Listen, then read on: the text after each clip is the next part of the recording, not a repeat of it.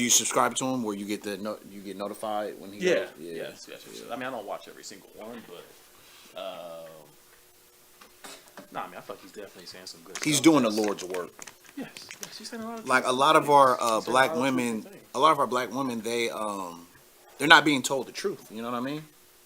It's like other women coddle one another. Yes, that's exactly right. And I feel like he's exactly right when he talks about women rate themselves higher than what they really are. And you have all these women telling themselves, "Oh no, baby, we're all tens, we're all dimes," and it's like, no, you're not. Like, I just think it's just different because men, we're always reminded of what level we're on. That's right. When we engage with the world, we're always reminded. That's right, when you walk into a store, that's right. you know what level you're at, and you're reminded that. That's you know right, what I mean? brother. So it's not even just in relationships; it's just in life. You're reminded. You know what I'm saying? Constantly. Yes, exactly. When I have to go holler at chicks at a bar, you're constantly reminded what level that you're at too. You know, so if I could try to holler at the most beautiful girl in there all the time, but I keep getting rejected all the time, I know that that's not where I'm at. You always start to adjust. And just because you pull, and that's the other difference, because men, we just because we pull one bad one, that one or two times, sometimes we still know that that's not our level. We realize that was, we savor that moment because we got something that was out of our league in a sense. You know what I mean? And we have to be honest with ourselves about that. Yes. But I think good men are a little bit more honest about that. I'm not. Of course, there's some men have a little delusion, whatever, but I don't think to the same level. It's not to the same level because you're always reminded where you at. You know why? Because a lot of the women don't have to face rejection. Yes. You know what I'm saying? So it's like people are just talking. They're not actually getting rejected. You know what I mean? Yes. Men get rejected. All the time. Yeah. You know, it's a part of the game. You know what I mean? Yep. And so you kind of learn where you at. And rejection sucks. Rejection sucks. You know what I mean? But man, like, no, it's true because, I mean, dude, God's honest truth, man. I know I see a girl. I know, like, I'm not. I gotta be honest, man. I ain't got enough. You know what I'm saying? Like, I'm not, you know what I mean? And I think highly of myself. You know what I'm saying? You know what I mean? But, you know. Especially because in the beginning, you know, those women are judging, you know, very superficially. You know what I'm saying? And, you know, it's just like, I don't have enough trinkets, you know, and flashy items. Are you guys there? Because I'm not seeing any comments, and I just want to make sure that I'm not being a flag.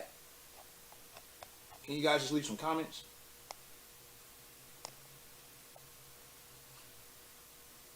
It's like, what's going on, man?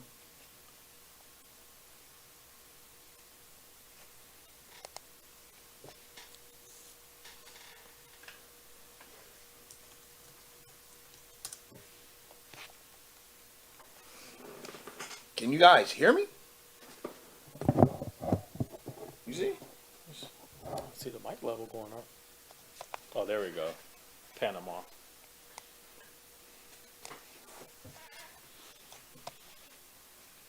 Oh, okay. All right. Okay. All right. I guess they just listening to us. Yeah, we was waiting for people just to pile in a little bit.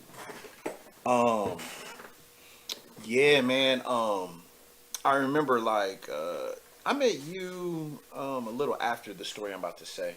But I remember me, Jay, and Taryn and them, we would go to the mall. And, you know, we would be there until everybody got a number. You know what I mean? Like, you had to go get a number. And we would be there late sometimes, you know what I mean? But a lot of times, you know. Anyway, so the point is you get rejected, you know what I'm saying? And you have to overcome that. You go out there and you just like, fuck it, you know what I mean? And then you learn what works, what doesn't work. And then you learn what's in your ballpark, you know what I'm saying?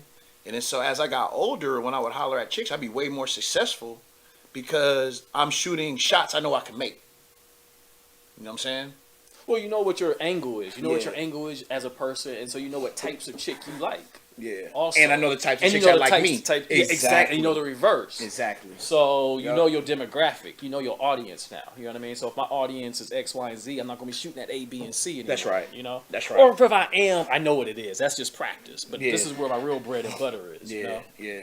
Right. And so, Right. yeah, and it's like feminism, kind of like the feminist movement, that kind of thing, kind of jacked it all up because, um, because like a lot of these women now, they want the best of both worlds, right? They want the best of Yes. of Yes. of feminism, and they want the best Best of traditional 1950s male lead world. You know what I yeah, mean? So it's yeah, like they want the man to pay for everything, but they don't want to have to clean the bathroom. yeah, exactly. And it's like, no, no, no, no, no, no, no, no, no. If I'm paying for everything, you're cleaning the bathroom. Like, but you still want me to pay for everything, but when it's time to clean the bathroom, oh, we got to get it made now. Mm, You know what I mean? It's like, wow. no, Yeah, sorry, that's not the way the shit works. yeah. You know? And then, you know, a question that I ask a lot of, like, especially young women, like in their 20s and stuff. Mm-hmm. I ask them, I say, they're talking about a guy. Yeah, he this, he that, he this. And the question I ask them is, what do you bring to the table? You know, or I ask the question, why does he like you? Or why Mm-hmm. would he like you? Mm-hmm. And they give me such bullshit answers. They give me such frivolous answers that, oh, well, because I'm down for him. You know what I'm saying? Like, you know what I'm saying? What are you talking about? What the hell does that mean? You know what I'm saying? They got no skill set. You know? Yeah, I really don't think these women ever thought about what they bring to the table. I don't think they've ever thought about it. I think you're right. I think you're right. Well, they never had to think about it. You know? Yeah. Because they're the ones that get chased after. So Yeah. for most of their lives, they just got to choose who they want. You know what I mean? And but then they turn 30, and then that, Oh, that's one of my favorite things in life. It's rare when you get to see it, but when you get to see it, it's a glorious sight. wow. It is What's the that? sight when a woman realizes she's kind of too old for the girls in the club and she's not getting the love that she used to get. Why is that? Why do you find joy from that? Well, because it's the new set of the new reality that they had to dodge for so long, you know, and it's something that you don't really get to see too often. But when you actually get to see, because I think I've only seen it like twice in my life, you know. And I remember one. It was a mutual friend. I'm not gonna say her name, but we was at the club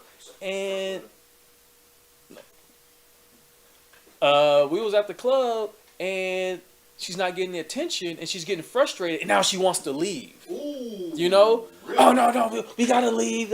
And now all of a sudden, after that day, you don't want to go to the club anymore. But you used to love going to the club. But now that you see like the 22 and the 23-year-olds, I saw that in real time. Dang. Real time. Like it was like seeing a rare exotic animal that you thought went extinct. Like, oh, I'm seeing this in real life. Wow. Like you're seeing like you're no longer the hot chick in the club anymore. You're not getting the love that you used to get. You're not getting it free anymore. You're not being bumped up to the VIP and getting all these drinks for free. Now you gotta work. Now you gotta work, and it's like you see all these the dudes that used to holler at you are now looking past you. Yeah, and then they talk trash on them. Man, those guys are weak. And da. No. Yes. No. Like I said, Yeah. I've only physically seen that twice in my whole life. You know what I mean? And if anybody gets to see that, it's a treasure. Oh, it's a treasure. Because what happens is now you got to live the life like a guy gets to live it. You know what I mean? Yeah. A guy always got to pay to get in. A guy got to wait in a line. A guy got to sit there and buy drinks. Now you got to buy your own drinks now. Because you're not at the age where dudes is buying you drinks now. Not at this place. You got to go to the 40 and up club now. Wow. Because now you're the young tender in the 40 and up club. I remember when I say fairly recently, I mean within the last like 2-3 years. I went out to like a bar or a club or whatever, and I felt like a chick, right? Because when I pulled up, They was hitting you. They was on you. well, when I pulled up or whatever, the bouncers or whatever, like the guys that like regulate like who comes in and stuff like that. Like he saw me and was just like, "Oh, like you're good." No, guys like you, y'all. Hey man, what's up, man? Like, what's up, man? You good? What's up? You know what I mean? Because one, like, I was older, I was dressed sophisticated. You know what I'm saying? Like it looked like I had the bag. You know what I'm saying? Because I did, right? Like I went out and it was just like, no, we're buying, you know what I mean, bottles or whatever, you know what I'm saying?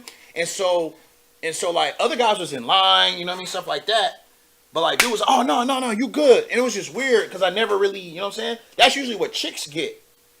You know, when we were in our 20s, we was in line cold, you know what I mean?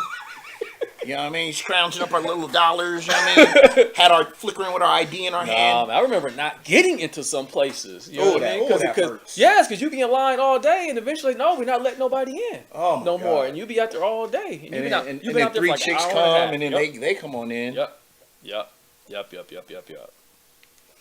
Yeah, so just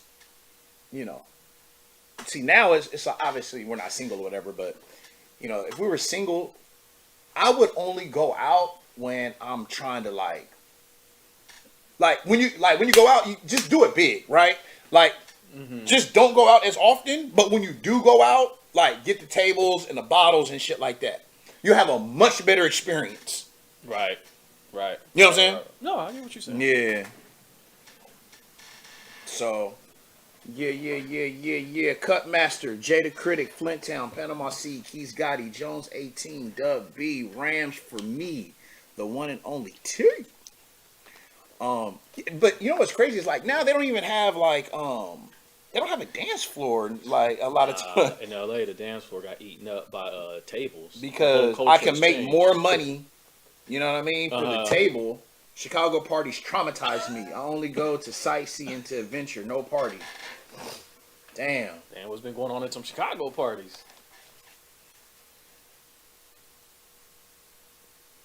Let me put the phone number. If anybody want to join this conversation, man, we talking partying. Let me see. I gotta do the phone number and then there we go. Yeah, man. Anyway, man. So, Oh, real quick before we talk about something, before we move on. How do you think going out and clubbing is going to be now that, especially this summer, now that the world is opening back up again? Oh, I want to be a part of this. This is going to be the greatest show on earth.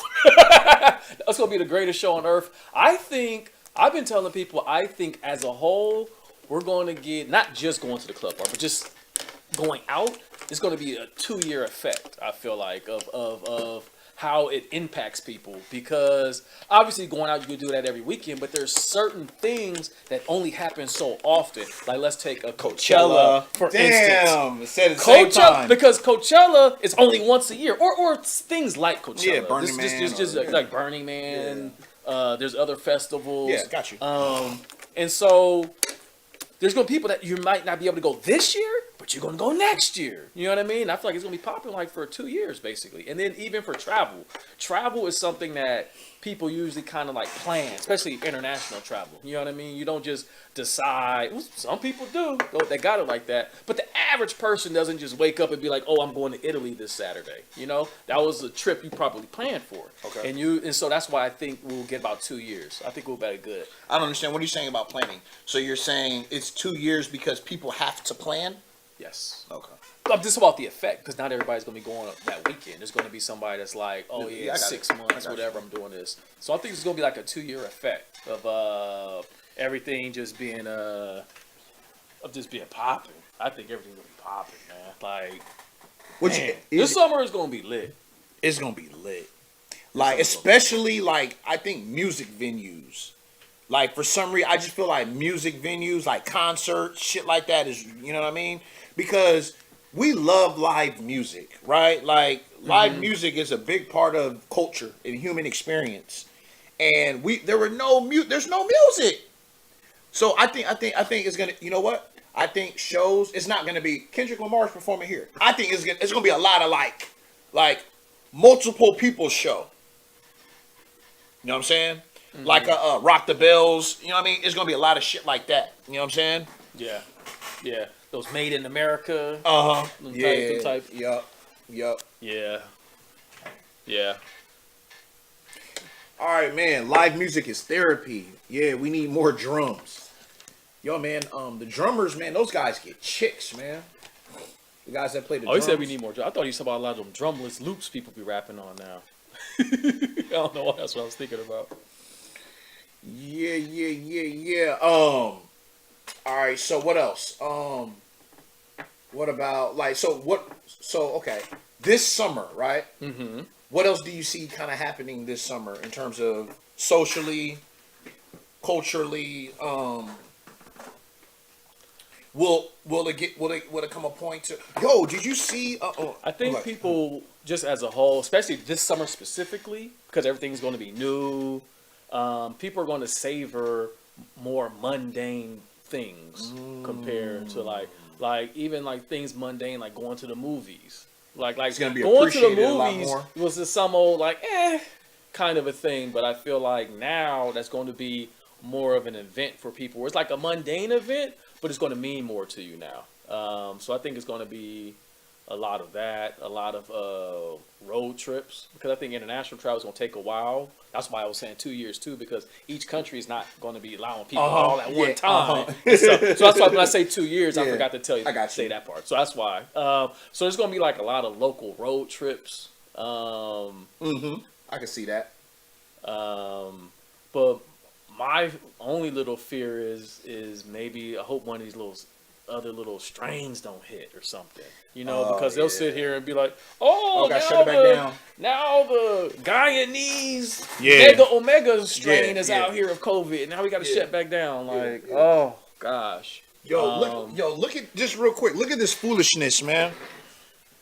Is this All-Star Weekend? Yeah. So this is Miami. I think this past weekend.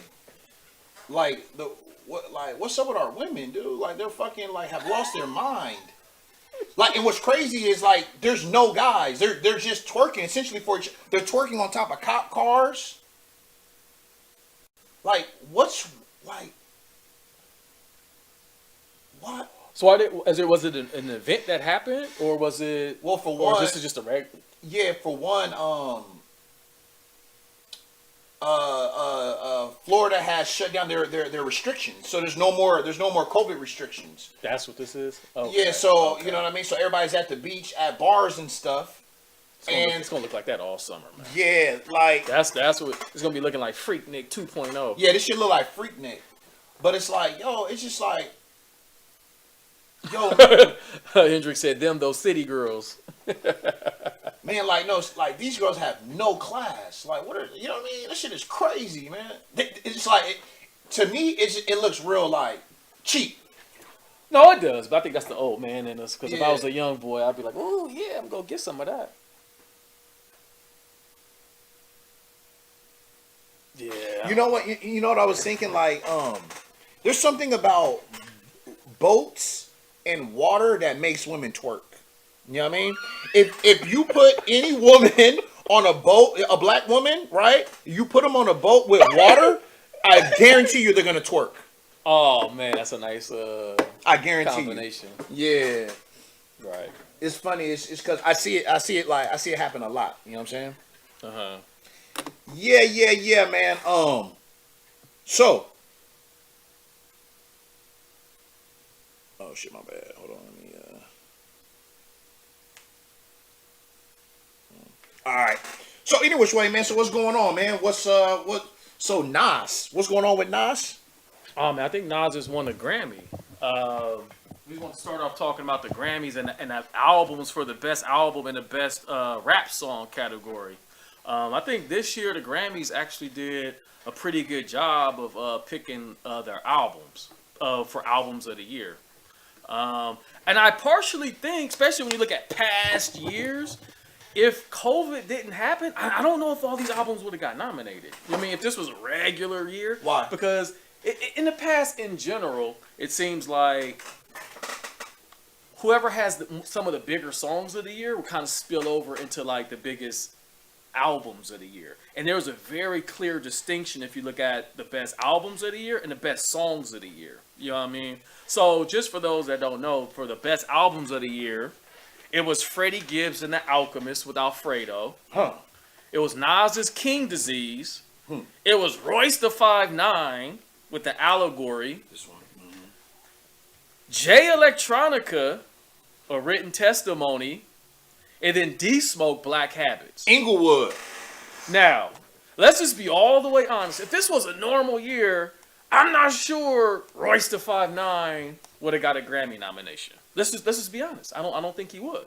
So I'm asking you, how does COVID get Royce the 5'9" a nomination? I think because, for one, I think some of the heavy hitters didn't release albums during this time, for one. Okay. And two, I think the nature of how people are listening to music and what songs they listen to change because you're not at the club, you're not at those gatherings.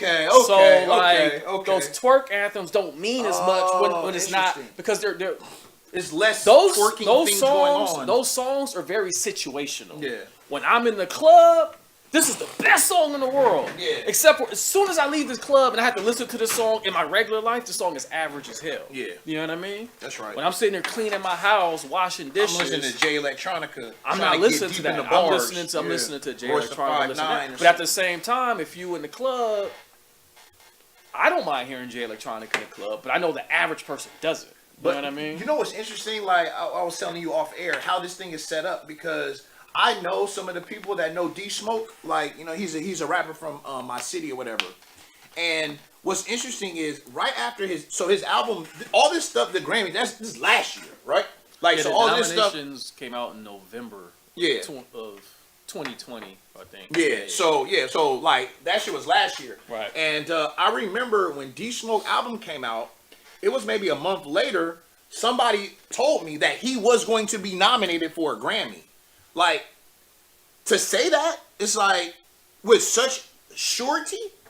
Mm-hmm. Like, you know what I'm saying? Like, how do we know these things? Like, I thought, you know what I mean? I thought they wait till the end of the year, they look at everything, and then determine. Nah, some of this shit is pre-planned or something, huh? It might be. It might be. I mean, I don't know that, but it might be. I think, especially when you be plugged into the Matrix. When you be plugged into the Matrix, you get some of that information that don't be privy to regular civilians. You know, if you're not in the industry, which I'm not. So,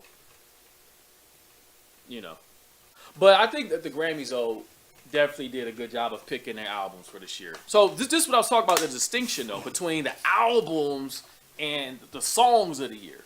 For best rap songs of the year, it was Lil Baby, The Bigger Picture, which actually is a pretty dope song. He was talking about the police brutality. It was around that whole Black Lives Matter kind of era of 2020.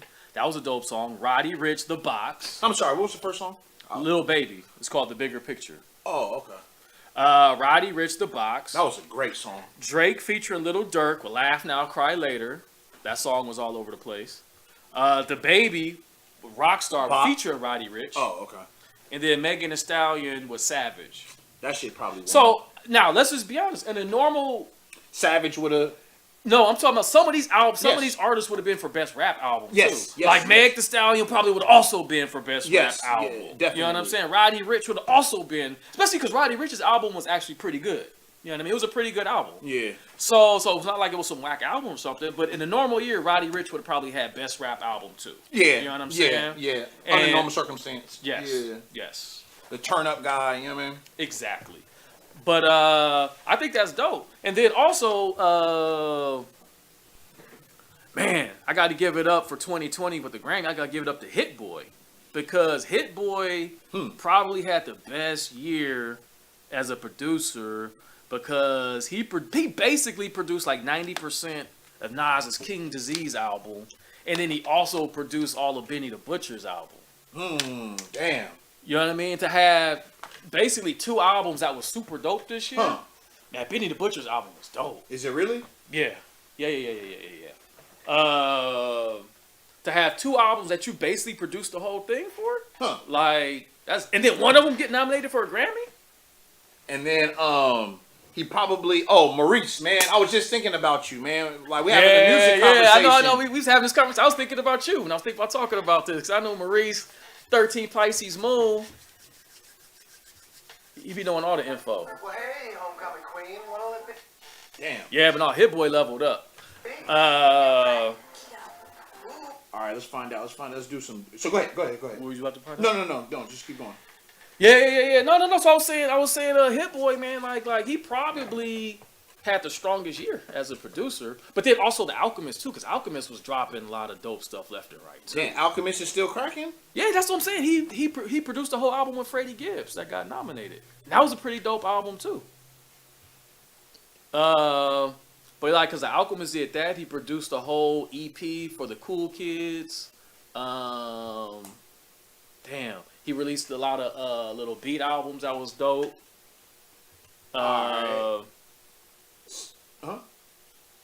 So yeah. So yeah, man, I just got to give it up to the Grammys for that. Yeah. Man. So cause I like, let's be honest. I don't think in a normal year, I don't think D Smoke gets nominated for a Grammy. You know what I mean? I really don't. I don't know. Like they like artists like D Smoke. You know what I mean? Like the somewhat conscious kind of, you know what I mean, soulful kind of hip hop kind of thing. Mm-hmm. I actually see that. You know what I'm saying? Yeah. I never listened to that. Well, I only said it because there's only 5 albums. There's only 5 people that get nominated. You know what I'm saying? You think... And it's a billion rappers. Yeah, you think about all the rappers that come out with material from, like, the NBA Young Boys and all these people like that. I'm not sure he gets... Moneybagg Yo and all these niggas. Yeah. Yes, the Yo Gottis and all this stuff. Like, come on, I don't think he would get nominated. All these fucking trap rappers. It's a billion trap rappers, man. Yes. But I was happy to see Lil Durk get nominated with that Drake song, even though I'm not sure who won that. Yeah, will Lil Durk there without Drake? Hell no. Probably not. I'm not gonna say hell no. Probably not. Yeah, probably not. Yeah. Oh, okay, Matt Jones. Okay. All right, sorry, Matt. Okay. Oh, wow, I didn't know people was on Facebook. My bad. All right, people on Facebook. If you go to my caffeine, caf.tv/circle7media. If you guys, those are on my Facebook, click that link right there and come on over to Caffeine. This is where all the fun is, okay?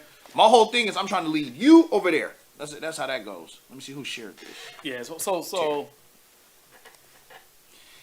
yo, man, there's more out there, man. So I know, I have an article I'm going to read. Okay, 2 things. One, I'm happy Nas won. You know, let's be honest.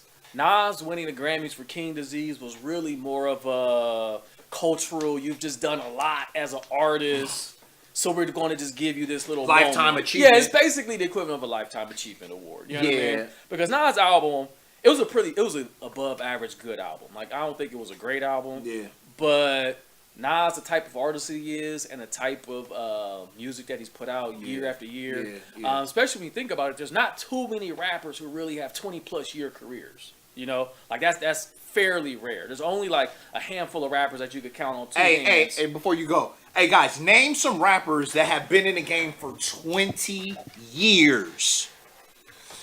Like, see, what's up, man? Name some. Do y'all know some, man? Yeah, Jay-Z's always the one people are going to say. Busta. Eminem. Nah, I don't know about Eminem. Nah, Eminem came out in the late 90s. That's 20 years ago. Eminem came out in 98. 98. So it would have to be 98, and then it'd be 08, 2018. That's 20 years. That's 20 years. KRS-One. Yeah, I said KRS-One. Too Short. I don't think. Oh, Lil Wayne was. I was getting ready to say Lil Wayne, but has Lil Wayne been 20 years? Yes, he first came out in the late 90s too with Cash Money Records. That was the mid to late 90s. Was he Lil Wayne though? Yes, he never changed his name. Nah, but that was Hot Boys. Yeah, it was Hot Boys. That still counts.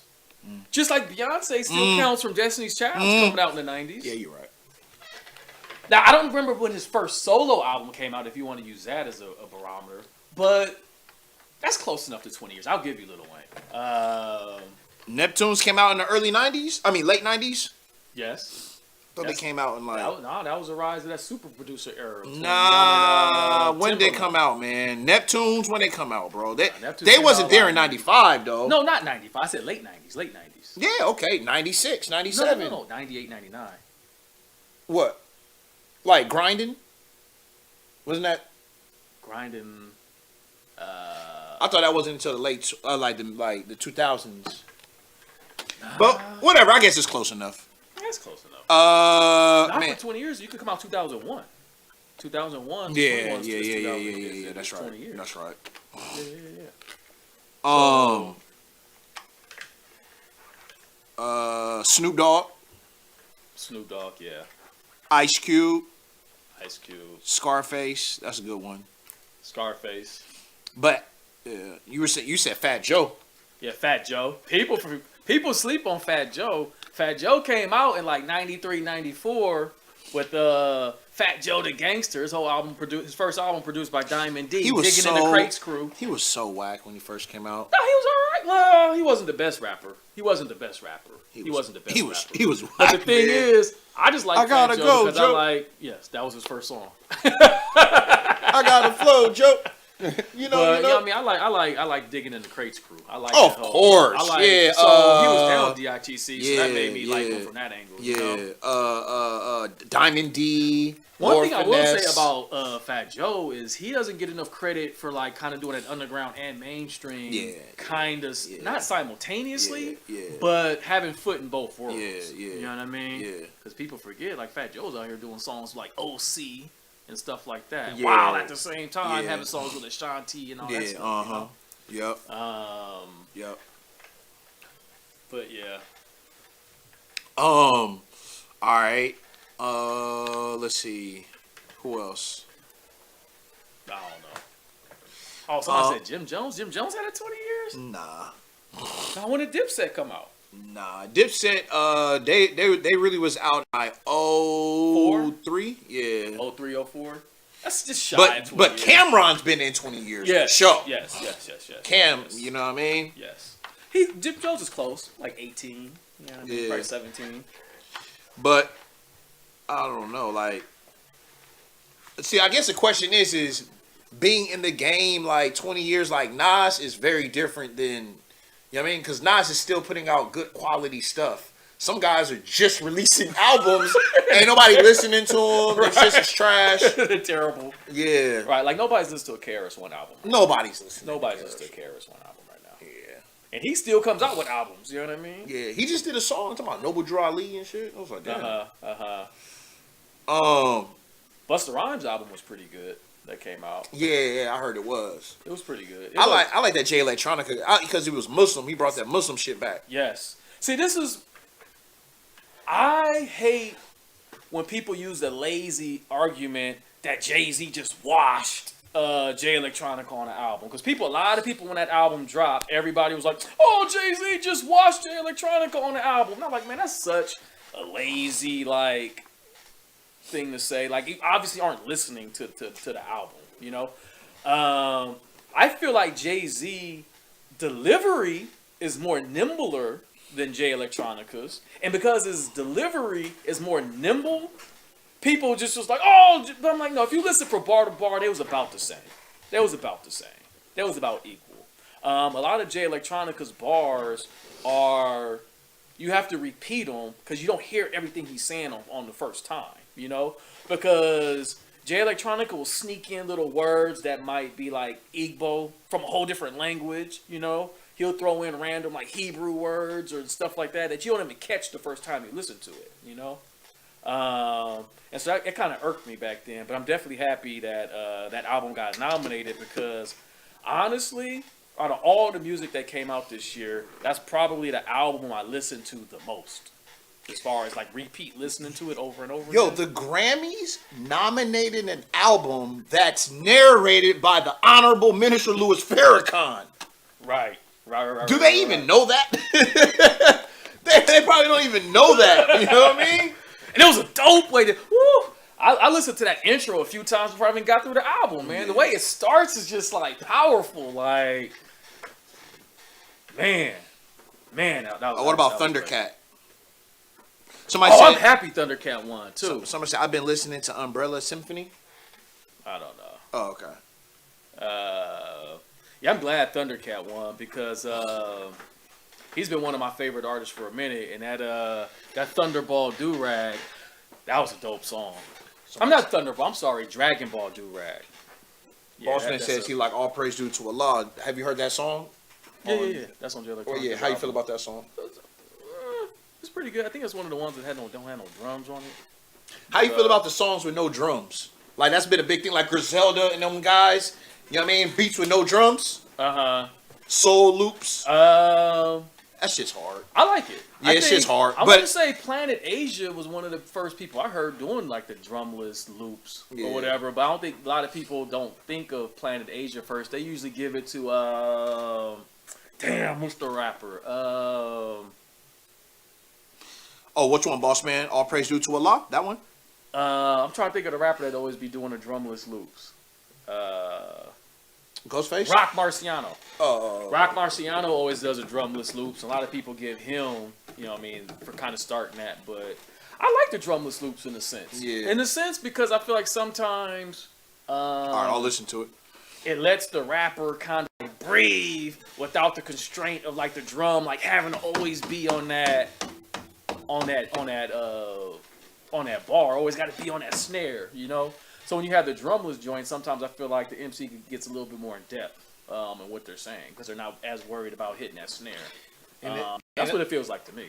And as a producer, it's like sometimes I'll go into it like, yeah, I'm about to make a drumless joint, but it's so hard to not add drums. It's so hard. No, definitely. I think people do it a little too much now. Don't get me wrong. Yeah. I think people do it a little too much. Like, come on, man. Like, I'm riding around in a whip. Like, I want to hear some 808s. I want to hear a drum hit. You know what I mean? Yeah. You know what I mean? It's like that bottom's all feeling all light. You know, like especially in Cali, man. We like that bottom in. You know? We don't like riding around with no bottom in. Yeah, because I was thinking about that. I was thinking about how could you do one of those and still, for one, what the drums do, the drums create a pace or a rhythm. Right. So like, you know, there should be something that creates a rhythm. It could be a guitar where something that creates a rhythm, and then like you say, something got to hit on the low end. So at the least I need like a boom, an 808 or something to come in. Baseline, you know what I mean? something. Yeah. Right. Peace, More King. He says, I love samples. I'm biased. I'm from the Northeast. No, I like samples too.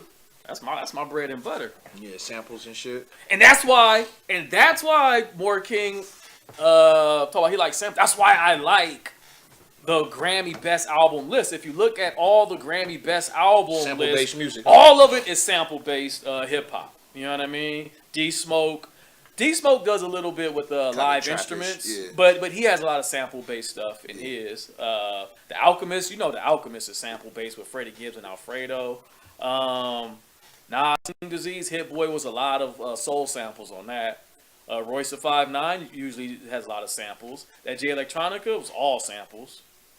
So that lets you know. And I'm not gonna lie, I feel like in a lot of ways, sample-based hip hop ages better. You know, like if you go back and listen to old albums with samples versus old albums without samples, they kind of age a little bit better. You know? Yep. As a whole, not completely. You're right, man. But I feel like the best albums kind of bridge both together. You know what I mean? Like, listen to like Snoop's Doggy Style. Like, Snoop's Doggy Style is a mixture of samples and kind of live instruments together. You know? And I feel like that's probably the best aged album out of all of them. You know? Yeah, because you're right. Because without like the beats that have I guess synthesized or the keyboards or something like that, they all essentially are dated to that time period, right? Right, like the G Funk stuff. It sounds like old G Funk stuff, right? Now the trap beats, like that's dated, right? You should like that hi hat.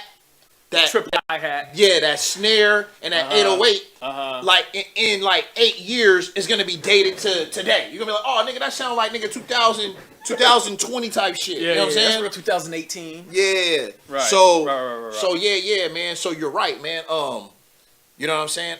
Like, like because samples or whatever, that is a way to age well. I never thought about it like that. I think they do age a little better. You go back and think about the albums you like. I mean, think about like Illmatic. Illmatic is considered the best hip hop album of all time by a lot of people. That shit's all samples. Really, because why? It's sampling original music. You know what I'm saying? That's why. It's like real horns and real fucking, you know what I mean? Right. The trap will never sound old. Nah, trap's gonna sound old, man. Yeah. Trap's gonna sound old. It doesn't sound old yet because we're still in the middle of it. Yo. Since my man Boss Man brings up trap music, I never thought trap music would last this long, man.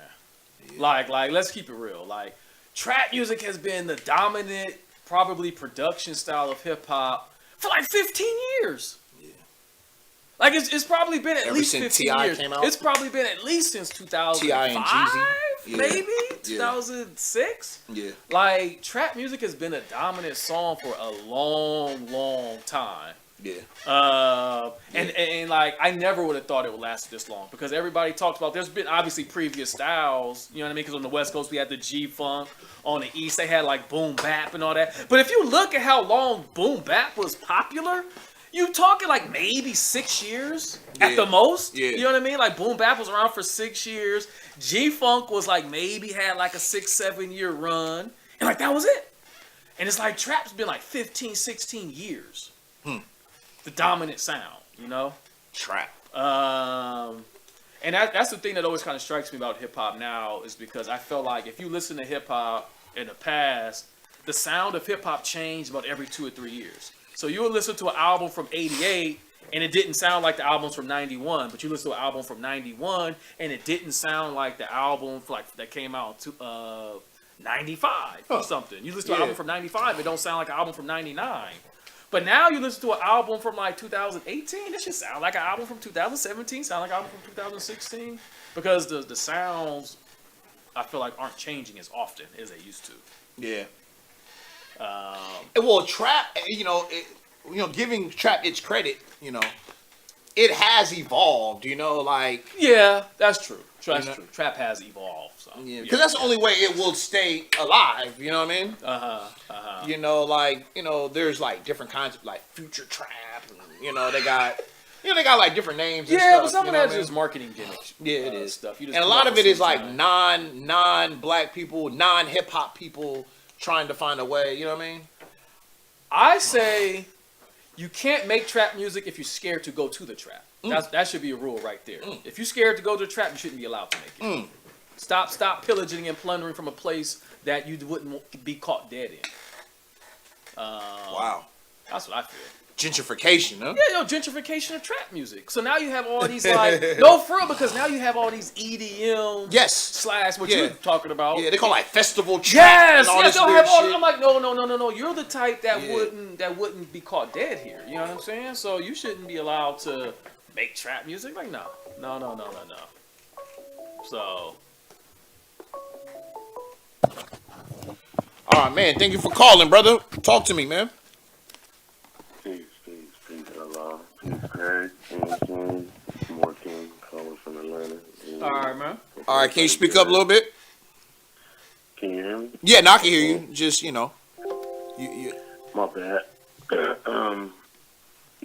Fat shouts out to the force. You know what I mean? That's right, brother. Everybody. Yep, shout out to you.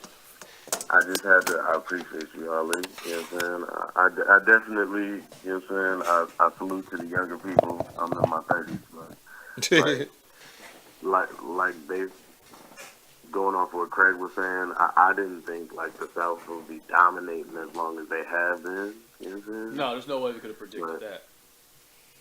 But I think it's a lot of things factor into that. You know what I'm saying? But for me, like what's popular now, like it's just not my thing. I'm gonna keep it a buck. Like if I wasn't like outside in Atlanta, like if I didn't live in Atlanta, I probably wouldn't know any of like what's trending. If that makes any sense. Because that's all that's on the radio now. You know what I'm saying? Trap music is like Georgia, Tennessee, Florida, the Carolinas, Tennessee, Mississippi, Texas, Louisiana, all that, Alabama. You know what I'm saying? So, like, it's a thing, you know what I'm saying? It's everywhere, you know what I'm saying? You go to strip clubs out here, you know, Atlanta's known for the strip clubs. You go to the strip club, that's all that's going to be playing, you know what I'm saying? Yeah, like Trap music and, yeah, trap music and strip clubs is like peanut butter and jelly. You know what I'm saying? Like yeah, but that's I mean, really because like, you know. the dope boys was in the strip club, so, Yeah, you know what I'm saying? yeah, That's where that came from, like, 'cause that's where everybody was on, like, Sunday, Saturday, Friday, you know what I'm saying? Like, the days off, whatever. Hey, King, hold on, go ahead. Go ahead. Does Memphis get the credit that they deserve for their contributions to trap music though? Huh. I'm a little older than, like, you know, the generation now, so, like, What you I think, grew Boss up Man? on- Huh? No, Boss Man from Tennessee. Yeah. Right. I think Memphis got to get their due, man, with their influence on trap music, man. Why? Because a lot of the trap is based. Hey, hold on one second, more King. Hold on. A lot of the trap is My based off of fault. 3 6 Mafia and Juicy J type stuff. He laid a lot of the blueprint down for that. Man. A lot of the minor chords that are popular in trap and all that stuff, the dark sound. Come on, that's all Memphis. You know what I mean? They got to get their credit. And I feel like because Atlanta is such a big force, they're absorbing like like Infinity Stones. It's like the Infinity Stones of Thanos. Like Atlanta collects Infinity Stones from other cities and get to claim it as its own. You know what I mean? Because we're just a bigger force in the neighborhood. You know. Yeah. So yeah, go ahead. Go ahead. What you were saying about? More King. Yeah, go ahead, brother. Nah, I agree. I was gonna say, like, I grew up on Master P, like, No Limit. I grew up on Cash Money. I grew up on 3 6 Mafia, and then like the Dungeon Family. So like, and then Rap a Lot. You know what I'm saying? So like all those areas definitely like I grew. And then like when I was in like high school or so, like that's when I got on like Swisher House, which was like the chopped and screwed and stuff. Yeah. Like, That's Texas. I had a. I'm from Boston, but like I moved to Atlanta. But I had a homie when I was in Boston who was from East St. Louis, which is like in Illinois technically. But it's like they was on that chopped and screwed heavy back then, like Chameleonaire, Mike Jones, what's the dude named Slim Thug, Paul Wall, yeah, and somebody else too. Mike Jones, Slim Thug, Lil Kiki. Yeah. I want to say one of them, but yeah, I definitely I be listening. Like if I would have picked album of the year out of the nominees, you know what I'm saying, based off my preference, it would have been The Allegory. Not to take anything away from Freddie, because Freddie's joint was crazy too. The Allegory, what's that? Royce? Yeah, so like just The Allegory for me based off of like if we're talking about album of the year, you know what I'm saying? Because I agree that could have been women nominated because the women, you know what I'm saying, they got a movement going on, which is dope too. You know what I'm saying? I didn't realize. I was like, I was trying to hit you. I was like, I can't speak because music is subjective, like a lot of things. So I don't consider a lot of stuff rap, you know what I'm saying? And if you call it hip hop, that's different. So I can't talk down on it, you know what I'm saying? Because it's vibe at the end of the day. So if it resonates with you, I can't, you know what I'm saying, say that. For me though, when certain people call things rap, that's where I get a little touchy about stuff. It's like I need bars, I need metaphor, I need a simile. I'm not doing the sing-along thing. That's not my thing. Like it's just not my thing.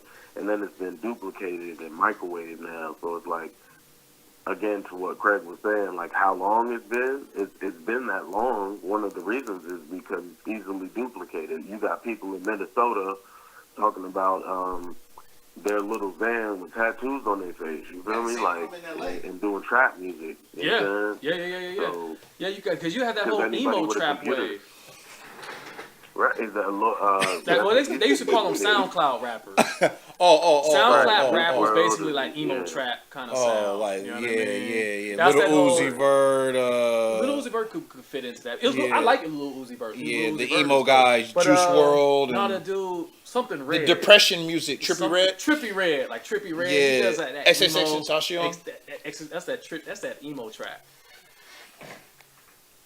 But it's all the same at the end of the day. Like it's the melody, you know what I'm saying? Like It's funny, like Ali, you had said this a couple shows ago. Like you was talking about this program because I always knew this, but I never knew how they were doing it. But that's probably the thing. Like you were talking about that program where you can basically, I guess, duplicate like the cadence or the drum patterns of Yes. certain songs or Yes. something like that. Yeah. So yeah, let me just say for those that don't know, what I was saying is there's a program called Melodyne, and what Melodyne is let you put a sample, you put a song onto it, right, and then it will analyze it, and it'll pull it up on like a piano key using MIDI, and it'll tell you what keys were pressed. Okay, so let's say there was let's say it was 3 instruments. Let's say it was a piano. Let's say it was a guitar, and then maybe somebody singing. Well, it'll tell you, oh, the piano was this key, and this key, right? The guitar was here, and then the vocals were here. And then so what you do is then you could take that MIDI and interlay it on new instruments. You know what I mean? And so, because what I did was I took a hit record that was big at the time. I did that. You know what I mean? It was a Tekashi record I did too. And then I just put my own sounds on it, and everybody thought that was like a hit record. You know what I mean? And so that's what he's referring to. And people are recreating hit records. They're cheating and shit like that. You know what I mean? Yeah, you the plug, Ali. That's the type of shit I'm trying to do. But I'm trying to do more like what people like Masego and like what's the other dude he did the song with. But like, you know, people who are composers like Alex Osley, like, you know what I'm saying, like actually constructing music. The dude that Childish Gambino did that album with, like actually Who like did Childish Harry Gambino do Fraud, the album you know what I'm with? saying? Yeah, what's his name? Do you remember his name? Which dude you talking about? You said Childish Gambino did an album with somebody. I didn't know what you was referring to. Yeah, the album that had Redbone on it. He did the album with this. I don't know his name. I think it's from like Switzerland. But Oh, okay, he a okay, composer, okay, though. okay. You know what I'm That was a saying? dope album. Yeah. Like, yeah, he did the Redbone beat. Whoever did the Redbone beat, that's the dude who I'm talking about. I Okay, don't know his okay, name. yeah, that was a dope ass beat. But yeah, like basically like making a song. You know what I'm saying? Like what's the Ali, the dude that Beville had put in the Discord that like makes the beat, like it's a funny video, like that. You know what I'm saying? Like, I see it. Yeah, Ali said like he ain't see it. constructing. I don't know the boy name, but like he had glasses. Like the video had mad views. What's the kid's name? Mark Bruglot or something? Mike Bruglot? Oh, you talking about that guy Like he does those YouTube videos? Yeah.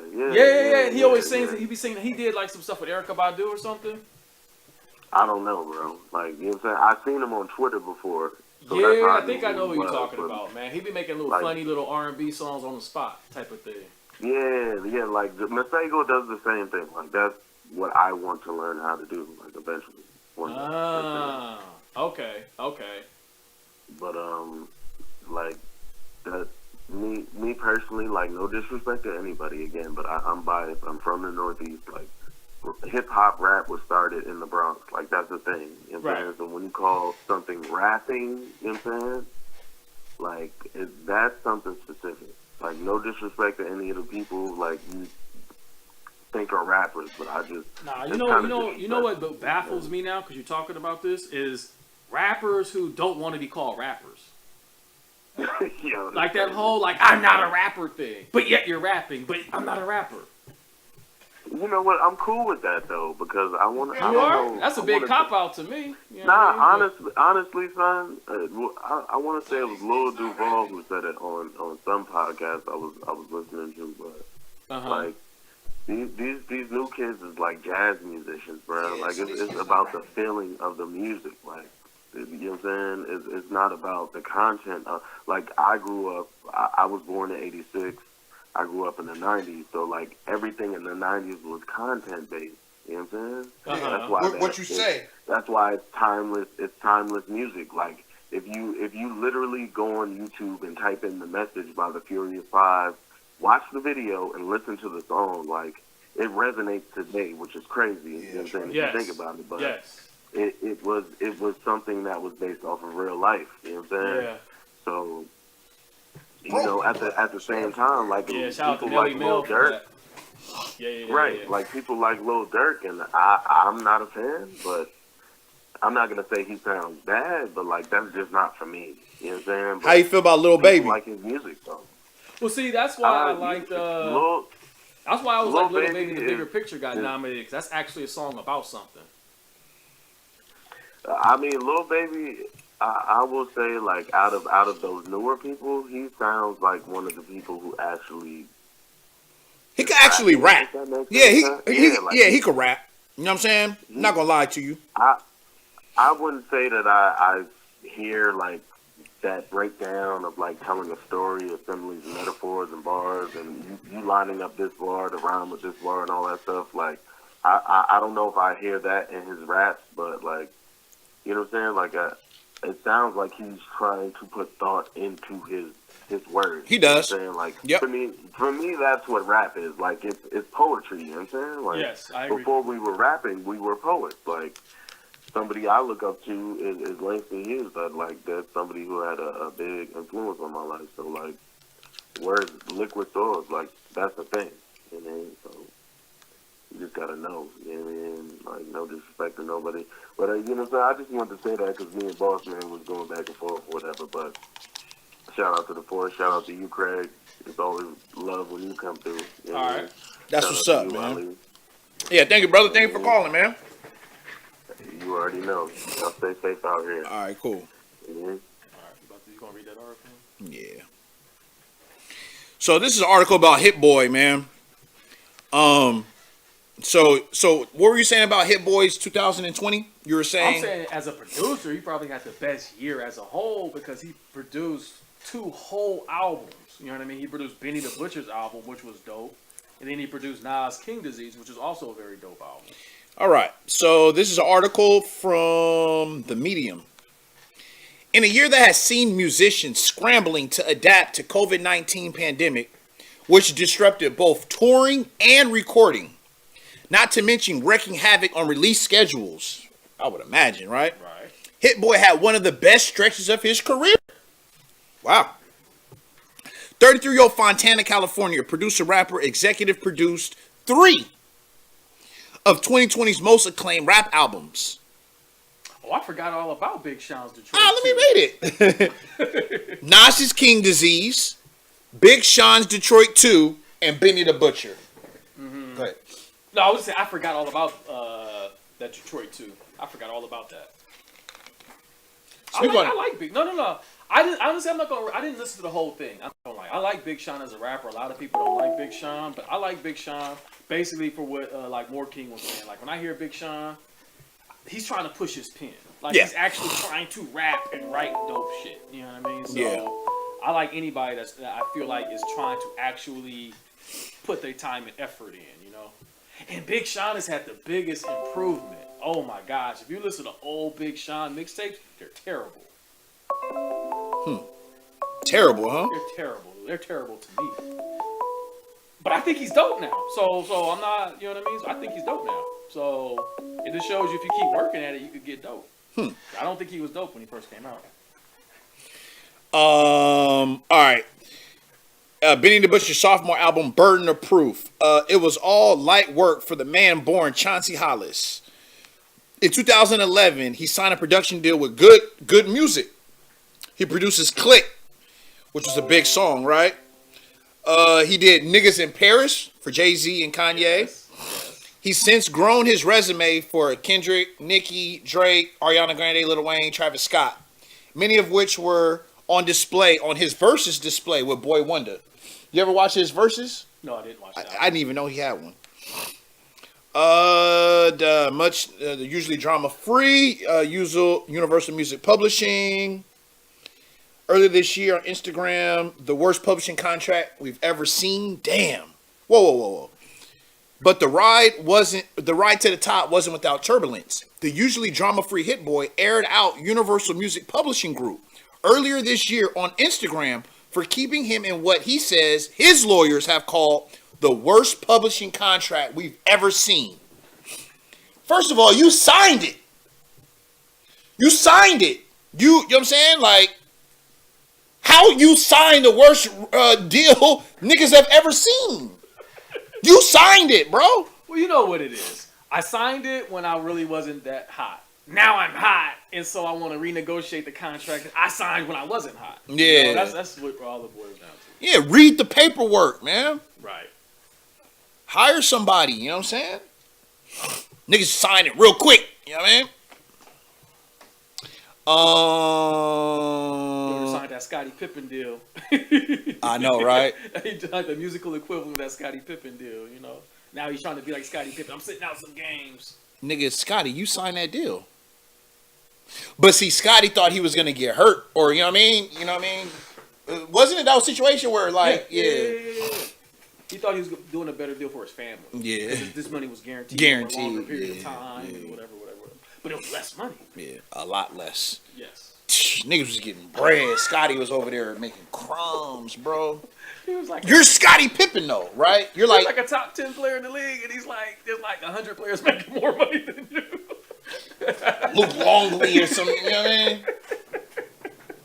mean? The water boy making as much as you. All right. In that same post, he also claimed that Kanye stopped working with him due to discovering that Hit Boy had been working with Beyonce.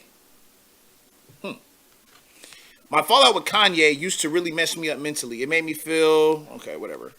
While the great music has never paused, Hit Boy has learned some valuable lessons. All right. His high school teachers told me I shouldn't do music. I just want to do it with the facts, man. That's why I always knew that I'd take my own path. A big percentage of the world. In the beginning, I was managed by the same people who ran my publishing deal. That's why. So it was some trickery going on. Once I got to Kanye West, I was already kind of fed up with them. I'm like, shit, y'all barely be doing shit for me. I signed a management deal with Good Music where they were getting 20%. I was giving 10% between business manager and manager, and I was giving 20% to my original managers, thank you. Because I had the sense of loyalty to them. Kanye's like, you should leave them. I'm just a young kid confused as hell. On the first beat he ever sold was to Jennifer Lopez in 2007. I whispered my tag on it. I just whispered my name into a mic. I never used that tag again until recently. Kanye said tags are corny. That was his whole thing. This is before all the tag producers started blowing up. Yo, producers tagging their shit is a very good idea. How do you feel? You're the kind of guy I think is corny. I don't think it's corny. I don't like it when it's every single track, though. Okay. But I don't think it's corny, though. But every single beat, I don't need to hear your tag on it if you made the beat. Yeah. But just enough so I know, you know what I mean? Yo, my whole thing is just like, not like, you don't have, it doesn't have to, like, sometimes you have trademarks, right? Like, to me, you don't always have to say, like, McDonald's. You can just put a golden arch. You know what I mean? So, like, I feel like niggas can have just a sound. It have to be like, do-do-do on the beat. Biatch. Like, it don't have to be all that. It could just be like, ew, just something like that. I agree. You know what I mean? Just like a sound that's yours. You know what I mean? Mm-hmm. I agree. But the reason why I say that, because we're living in a time period where a rapper will put out a song on YouTube or whatever. It'll say, Craig featuring Ali Salam. Producers get no credit on none of the tracks nowadays, especially with streaming. That's why I don't think producer tags are corny, because in the physical CD era world, in the physical world, everybody looked at the credits and kind of knew who producers were. But now there are no credits and booklets to look through, and so the producer is basically this anonymous face that just sits in the back making some of your favorite music, but you don't even know who the producer is, you know. And that's definitely different for this era. So it's almost like producers need to have tags just so you know who the hell it is. Exactly. So Mike Will made it. So I'm not mad at it at all. Yeah. But don't do it every beat though. Yeah. Not every beat. Yeah. DJ Quick don't need a tag. His sound is a tag, huh? Exactly. But yo, these days producers have no way to stand out. It's a kabillion producers, and all these niggas sound the same anyway, right? If to them, like they better tag their shit because all them niggas sound the same. Hey, all the trap producers. Everybody got them 808s and them triplet hi hats, you know. Yeah, the 808, the triplet hi hats. All right, let's see. Looking back, damn, if I had a tag on niggas in Paris, Lord, I don't know where I'd be right now. But it was damn. He wanted to have. I'll read this and then I'll go on. Thank you for calling Circle 7 Media, man. Talk to us. Oh, damn. Come on, man.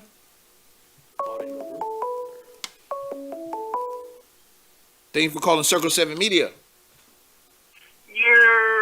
Yo, what's up, bro? Mr. Cliff in the building. How y'all doing? We good, man. Man, I love what y'all covering right now. Wait, first off, stop the press. Did I hear Nas won a Grammy, bro? Yes. Yes. You know, Nas, this Grammy this year is a for career King's Grammy. Disease won a Grammy. Yes. Yes. What hip hop album of the year? Or what is it? Yes. Is it a new?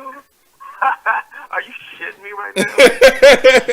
What are the facts? I've been telling people the album's hot. I'm You know the saying. facts? I ain't think they were gonna give it a Grammy. You know what I mean? Sheesh. He ain't get a Grammy for Still Mad. I mean, dang. Exactly. And that's why we think he won this one. Oh yeah, definitely lifetime achievement style. Yep. Yeah, I peeped that. Hey, but I like. There was a bunch of things y'all said that I'm feeling. I want to chime in on. You know what I mean? First off, y'all talked about some of these rappers being here 20 years. I think it's more key to be like. I think that 25-year mark is a bigger mark, a good mark to measure. Wow.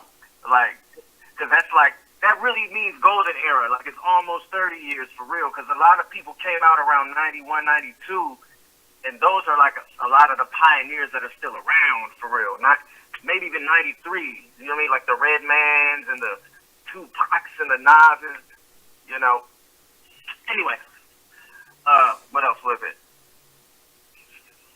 We talked about the different eras of music, and I thought it was interesting, man. I heard you, Craig. I'm happy you brought up that although trap, it seems like it's just been one sound, really trap has been everywhere outside of the main two locales.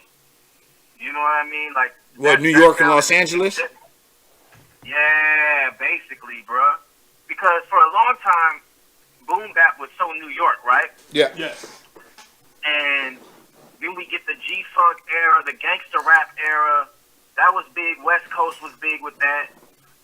And then other places, like the whole middle of the country, they were rocking with kind of bootleg versions of one of those coasts, but they also had a lot of like Rap-A-Lot, Suave House, all their like styles of music kind of chimed in. And that's why gangster rap blew up bigger than, I want to say, some of the old boom bap.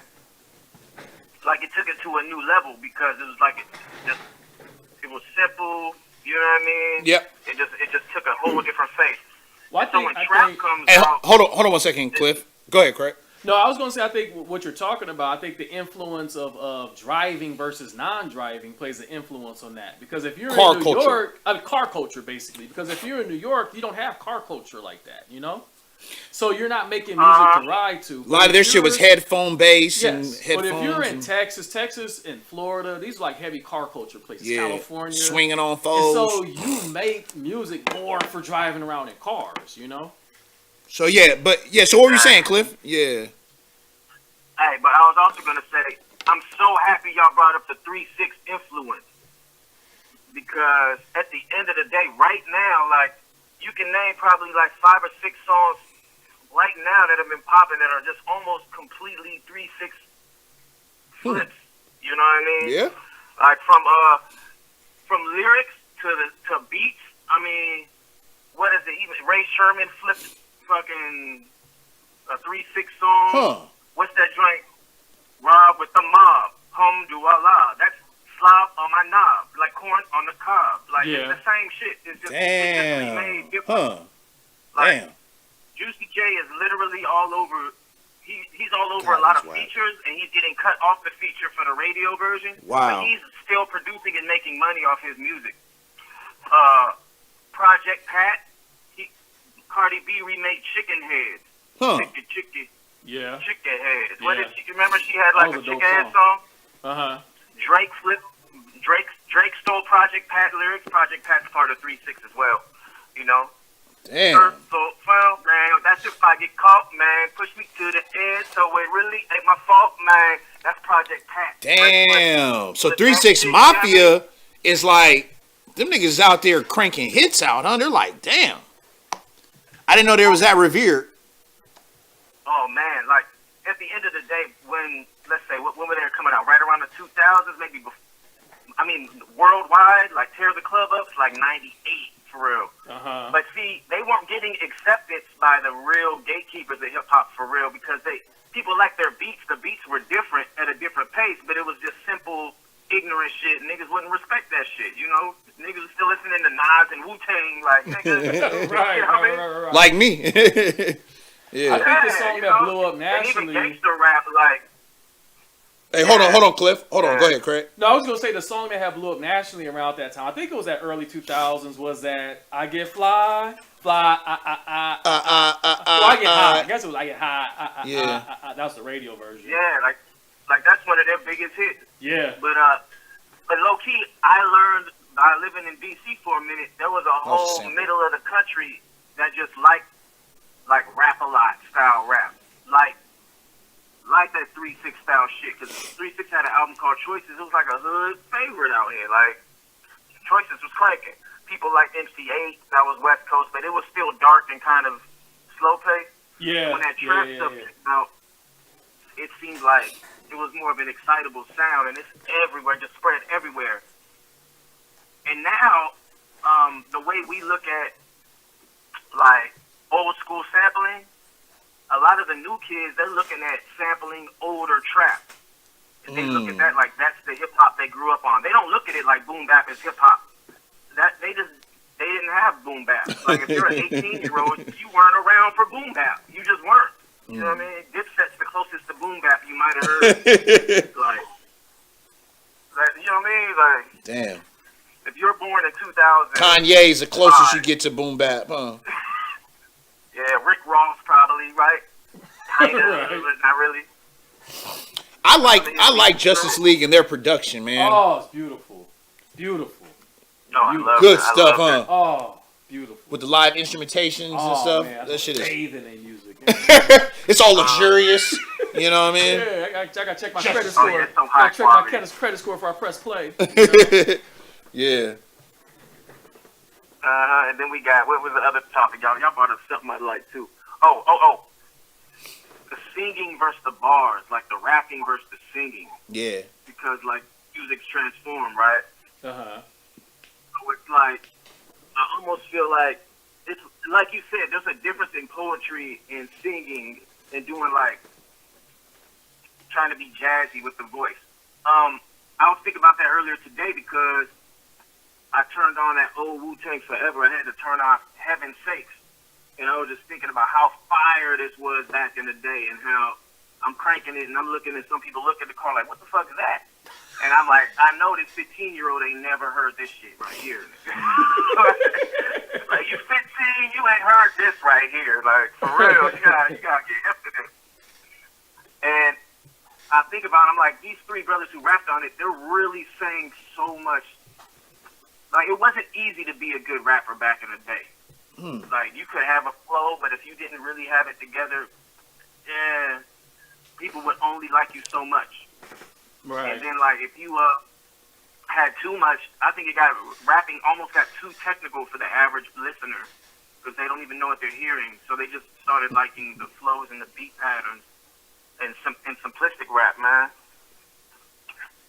Mm-hmm. But, like, I just thought it was interesting you brought that up because even the last caller, More King, I rocked with what he was talking about because it's like you almost feel like yeah, you call this rap, but you're really just kind of singing. Yeah. And I think hip hop stole all the R&B singers. They didn't want to be R&B singers for the most part. You know, there was a lot That's of basically what it is. people wanted to sing for years. Uh-huh. The R&B took that away. So somehow, some way, R&B and singing snuck its way back into the culture. Cause between Futures. yeah. Cause I was gonna say that. Cause is Roddy Ricch like rapping? Is he? Like, I don't know. I would say Roddy Ricch is. Yeah. I would say, because there's some people who sing more. Roddy Ricch, he raps, but he holds his words to give it a singing feel. But I feel like he raps a little bit more. Because there's some people that sing way more than Roddy Ricch. Yeah. Yeah. But I was just thinking about Roddy Ricch, period. Just like, is it rapping? You know? I would say yes. Yeah?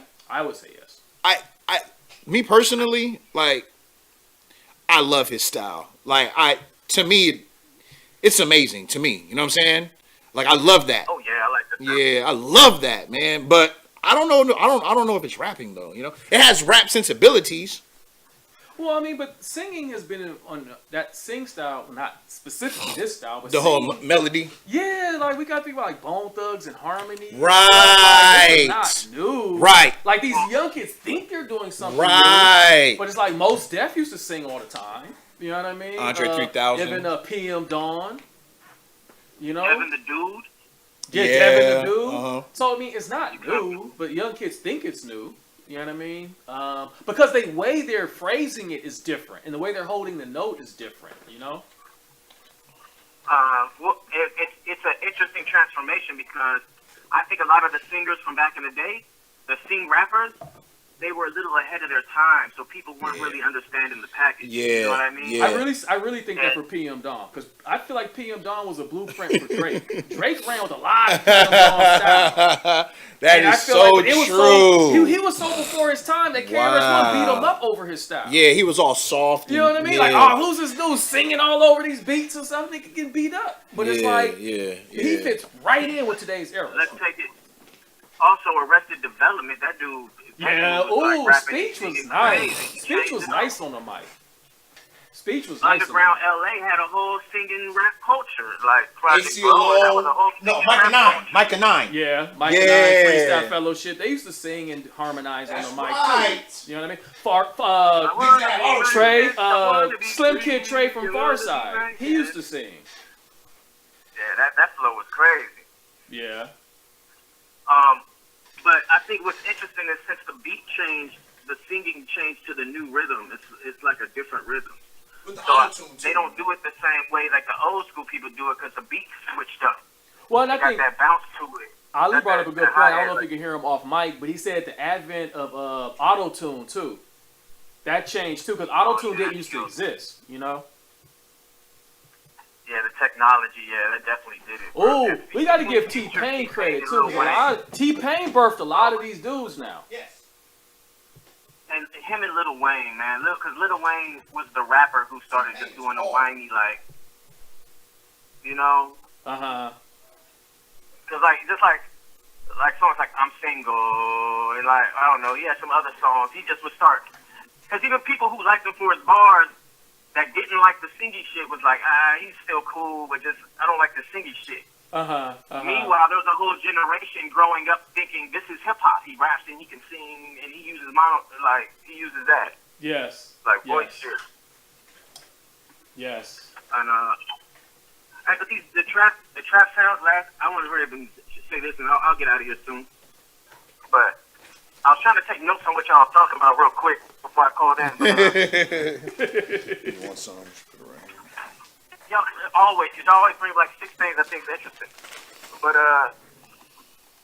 the trap sound, I think it has different eras to it as well, because I think it's like we're getting into like the sample era, remake era of trap sound. Like all the girls, all the women, most women that are new, the new like Yeah.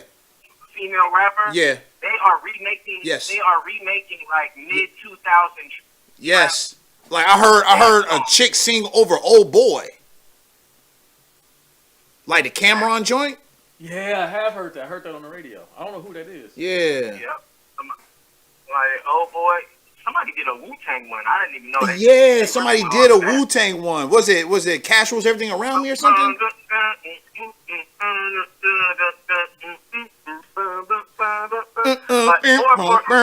Yeah.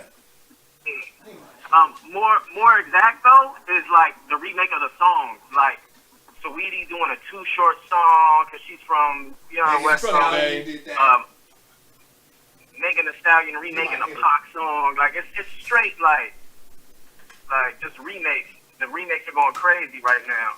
Yeah. Female rappers. Well, I'm not mad at it because now it's funny because now being older, I understand my parents a little bit. You know what I mean? Meaning when you hear Sweetie, like what you're talking about, the old man in you was like, oh man, all you're doing is just taking the so and so song and just redoing it. But now I had to think about it, and I had to think about when I was young, all the samples from like the 70s, that my parents said the exact same thing, you know? All they're doing is taking that song from the stylistics and just rapping on it. Oh, that's not music, you know? Man, and so it's crazy to think about that.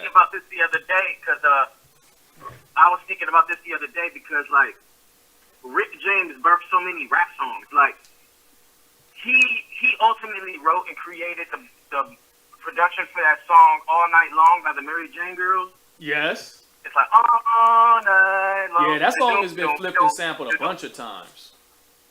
Yeah, as a kid, I must have liked every song that sampled that song. Like, it must be like 10, 12 songs. And I'm like, oh, I didn't even know if I listened back, like, oh, that too. I like that song too. Yeah. You know? Nah, I remember like Mac 10 had one flipping it. Grand Pooba. That was a whole bunch of people, man. Woo! Grand Pooba did. Even old heads. Yeah, old heads. And I bet you there's a new one out here somewhere. It's a new one somewhere out here. Yeah. Yeah, Rick James also gave you Can't Touch This, MC Hammer. Oh, exactly. Oh, and Jay-Z flipped on Rick James' hook with, what was that? Give it to me, baby. Give me that sweet, that funky stuff. Yes, you're right. You're right. He flipped that with Memphis Bleak. Yeah. Give it to me. Give me that sweet, that thing. Damn, you're right. Like, I didn't even realize that. I wasn't thinking about that, but you're right. That was Rick James. Yeah. I heard that on the radio recently and was like, oh, wait, they flipped to Rick James. I didn't even read. I was like, why they pick them words? Because Memphis Bleak was saying some like random sounding words like that sweet, that gushy stuff. Like, that don't sound like a rapper. Like, what is he doing? And then I thought about it like, wait, oh, shit, I heard this before. And it's like, oh, it's Rick James. That's why. And Rick James said his fans too, man. You don't peep it. It's not as nasty sounding. Hey, but y'all have a nice night, man. I just wanted to jump in. Nas won a Grammy. I'm about to be out here like I won a Grammy. Man. Nas won a Grammy, That's man. my dude right there. Yeah. You know what I mean? I don't even watch the Grammys. I don't even rock with the Grammys. Man, I didn't watch them either, but I ain't gonna lie. When I saw the best rap albums, like I was like, yo, this is a dope collection of albums. You know? I hope they keep this up every year. You know? I feel you. Oh, I had to tell you too. That Jay-Z, that's not even Jay-Z album. You were talking about it earlier. Jay Electronica. Yeah, Jay Electronica, Man, that was a dope album. That's probably my favorite album. But for real, what'd you say? For real, I just thought I wish I got more verses from Jay Electronica on there, because it's like sometimes you just need Jay Electronica to be by himself on a song. Like I give you that. Yes. A bunch of cameo verses, it's like that's not enough for me. Like, you know what it felt like? He was saying some deep stuff, man. It felt like Jay-Z had to be the father figure in the room to help him finish the album. You know what I mean? Wow. Like, I felt like if Jay-Z wasn't around to help him finish the album, that album never would have came out either. Damn. And I thought Jay-Z just completed his album by rapping on it. Like, I didn't even think they really made it together at first. You know what I mean? I just thought he was like in charge or had something to do with pushing it, and was like, well, you got this verse here. I'm gonna just hop on these songs, whatever ones I like, and I'm gonna use your swag to boost me a little bit too, because that's kind of what he does. Yeah, but we need one more Jay Electronica with just him. You know what I mean? Yeah. Hey, the Maurice is bringing 13 Pisces Moon. Maurice is bringing it up, but did you hear that Jay Electronica album that leaked? That was supposed to be the first album. That was supposed to be the original album that came out years ago. Really? Some. This The Life of Pi? No, the press. No, what was it called? Like it was supposed to be called the Prestige or something. Oh yeah. Anyway, that album is out there if you want to hear it, man. It's pretty cool. Really? Yeah. It's a leak though. I rock with Jay Elect. Now, but it took me a little while to get excited because he just sounded like Killer Priest to me at first. Ooh. And Jay Electronica so also like, needs credit for. Hey, hold on one second, Douglas Cliff. Hoops. Hold on a second. Go ahead, Craig. I was gonna say Jay Electronica's also one that needs credit for popularizing rapping on drumless loops. Oh yeah, Jay Electronica. Yeah, he was on that shit. Yeah, Jay Electronica was rapping on drumless loops way before everybody else. Yeah, too. he was on that shit. what also reminds me of Killer Priest, who was on that shit before all of them with Heavy Mental. Yes. Yes. Yeah. Yep. Yes. Yep. Yep. Yes. You're absolutely right. You got to get Yep. Killer Priest. Yep. Yep. Yep. That's Thanks, right. Y'all have a nice night. Okay. I All right. appreciate it. All right, Cliff. Good call, man. Yeah, stay up. Yep. Yo, so we talk about hip hop and Grammys right now. I gotta give it up to the female rappers too. Female rappers, I feel like low key right now, a lot of them is killing the guy rappers, man. Like, I mean, obviously you got like the Megan Thee Stallions that are like super big, and Megan Thee Stallion can rap, you know what I mean? But like you have a lot of rappers like this female rapper Che Noir. Man, she's dope. Yeah, she's Che dope. Noir's dope. She from Griselda. Yeah, I knew she's from New York. Was she Yeah. from Griselda? Uh huh. Yeah. Okay. Yeah, she rolls with them. Yeah, no, she's nice, man. She is nice. And I just feel like you have a lot of dope female rappers. Raposity, Yeah, yeah. Il Camille. Yeah, Il Camille's still nice. You used to not have like this plethora of dope rappers back in the day. Like, let's just be honest. You had like MC Light, Queen Latifah, and Moni Love and stuff like that in that era. Then the next era, you had like Foxy Brown, Little Kim, and a couple others, and that was it. You know. But to really sit back and like half of the biggest rappers now are woman rappers. Like who? Like you have City Girls. Like I'm just talking about just like the different styles, but like you have different rappers within it, and so you have like I said, City Girls, obviously Meg Thee Stallion. You still have Nicki Minaj. But like none of them chicks is writing they shit on. Well, We don't know that. I don't know. I don't know if they are or not. You know what I mean? But I think it's dope that there's a plethora of them out there. Yeah. You know what I mean? You got a lot of those underground rappers. What was her name? Her name was like not Sarah, but she was on Rhyme Sayers. Ciroc. Ciroc or something like that. She was She's on Rhyme light Sayers. skinned. Yeah. Like you have Pretty Ciroc youngin'. on Rhyme Sayers. Yeah. You have Rhapsody. Cliff's sister said Jay Electronica needs to believe in himself more. Nah, Jay Electronica do need to believe in himself more, man. Craig likes some thought bars. Hey, I just like dope rap. You know what I mean? All right, man. Oh, Rico Nasty is another one. Yes, thank you. Henry. Rico Nasty? Yeah, Rico Nasty. Who's that? Tell me about her. She's cool. She does a lot of music with. Well, the music I heard was with that white boy producer. I can't think of his name now, but it's a white boy hip hop producer that. Big dude. Nah, Kenny Beats. Yes, boss man. Thank you. Oh, Kenny Beats? Yeah. Yes. That's the music I heard with Kenny Beats. I don't know what else she has outside of that, but that was pretty cool. Kenny Beats, yeah. Yeah. I saw a video he did with T-Pain. Kenny Beats, well, whatever. He has a dope album with Denzel Curry that's pretty dope, too. Is Denzel Curry dope? I like Denzel Curry. All right, so man, so that was, you know what I'm saying, a warm up, you know, let's see what time it is. Let's see how we're doing with time, man. We're probably halfway through. Yeah, okay. So we got about maybe 30, 40 minutes or whatever. All right, man. We also wanted to talk about what was on your mind, We man? want to talk about. I'm always looking for the future, what's popping around the corner. You know what I mean? 'Cause That's right. You gotta stay abreast of the issues and whatnot. That's right. And so this is something that has obviously or has been simmering for a while, and that is lab grown meat. What? It's basically taking stem cells in growing meat. You've seen a chicken nugget before. In taking lab-grown meat and basically taking the stem cells and it's being produced in the lab and they get it to taste like meat because it is meat. They basically take the stem cells of a muscle of an animal, whether it be pigs, chicken, cows, or whatever.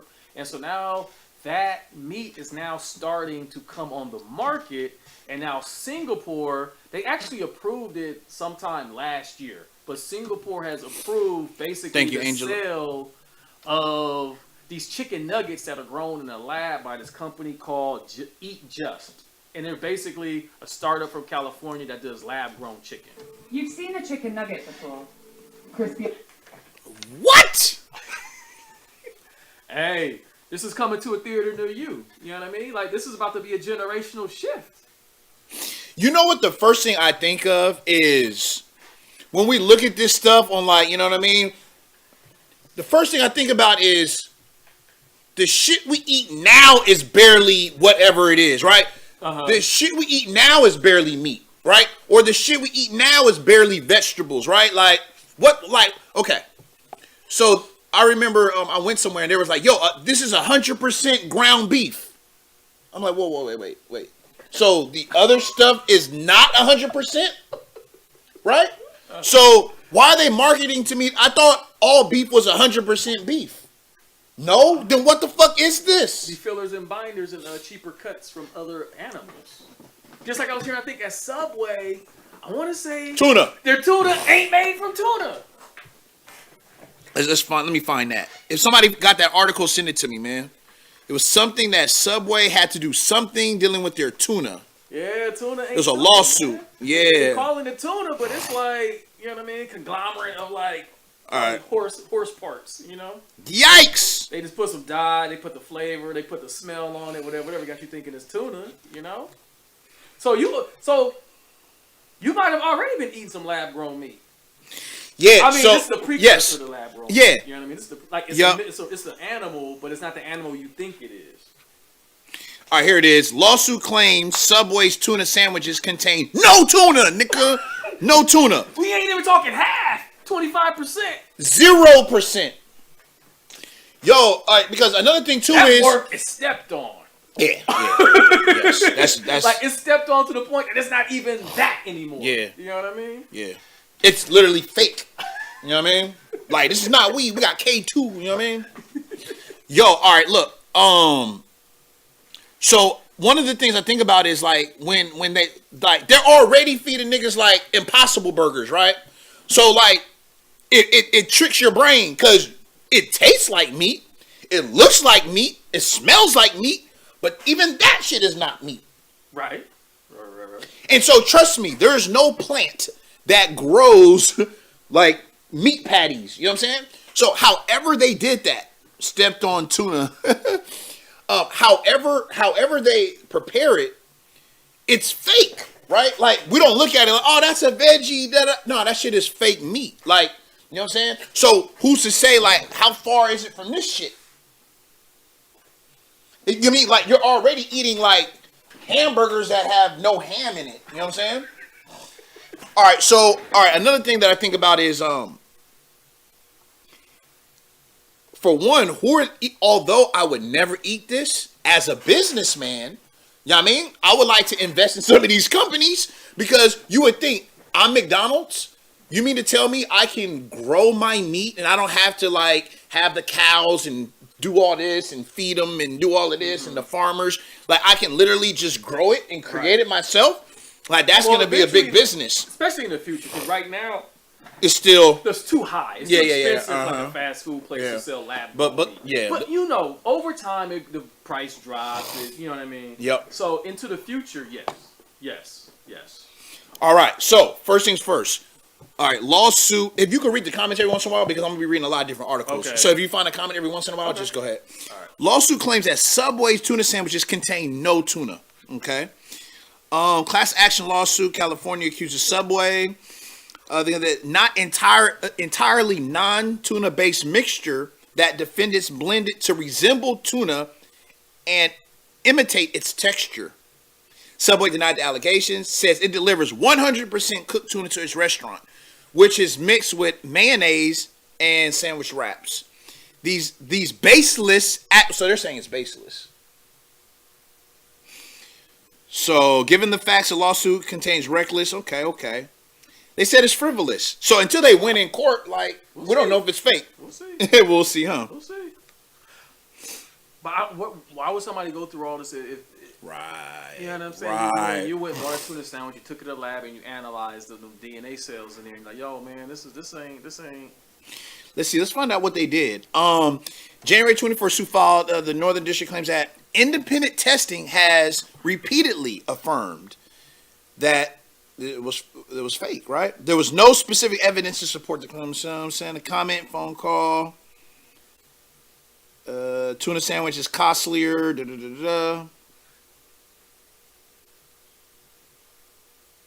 Oh well. Independent tests of multiple samples sold at different locations showed that the absence of tuna or even fish protein. There's not even no kind of fish in there. Whew. At least let it be tilapia or something, you know. Damn, man, cod or something. Yeah, a little catfish that you saying is tuna. Wow. So that's that. Okay. All right. Now let's watch this. You have a video for us, right? Yeah, this is a video for the Just Eat company I was telling you about that's about to start selling their chicken nuggets in Singapore. The first part of the video, they're going to first talk about, like, the eggs that they made first. You know what I mean? 'Cause they made the chicken or the egg. What came first, the chicken or the egg? Yeah. But there's other. This is just one company. There's other companies that are also making lab-grown meat. You have this company in the UK that's making bacon. You got other companies that's making beef. This is just the one that's actually about to put their product on the market, though. The other ones are still more in the preliminary stages, not on market yet. What am I looking for? Oh, here it is. Okay. All right.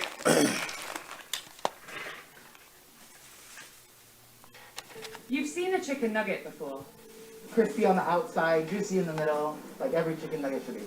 but this is no ordinary chicken nugget. This is a chicken nugget grown from a single cell, with no animals harmed in the process.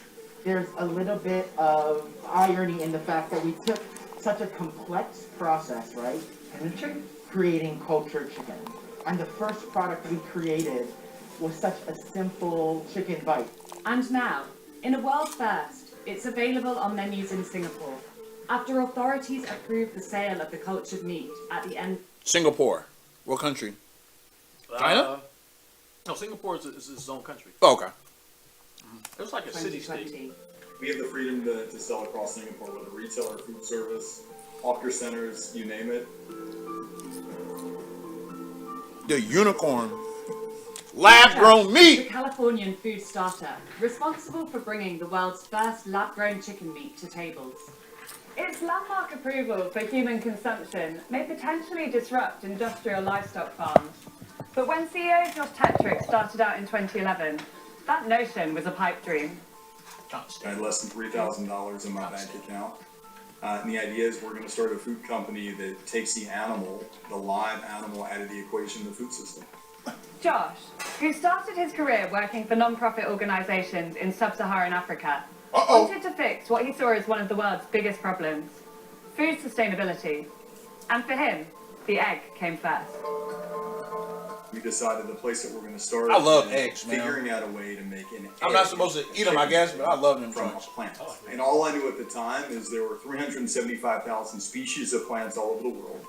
And I bet that one of them could scramble like an egg. Damn. Investors liked his vision. Shortly after he founded the company, billionaire tech investor Vinod Khosla was on board, investing $500,000 in the idea. That was at least enough to get me off the couch. I started hiring food scientists and biochemists and molecular biologists, analytical chemists, Wow. chefs. Years of experimentation later, the team struck on mung bean, a protein-rich legume commonly used in cuisines across Asia. And in 2018, Eat Just's first product, Just Egg, was born. Wow. That's actually... Today, the company That's has sold okay. the equivalent of 100 Well, million let's stop eggs. there. Let's stop there. How do you feel about that? Well, that's how it starts. That's a slippery slope. You know what I mean? But it's all plant based. Like they told you, the lagoon or whatever is where they got it from. You know what I mean? I think that's kosher. I think most people wouldn't have no. Yes. Yeah. Yes. Is it spooky?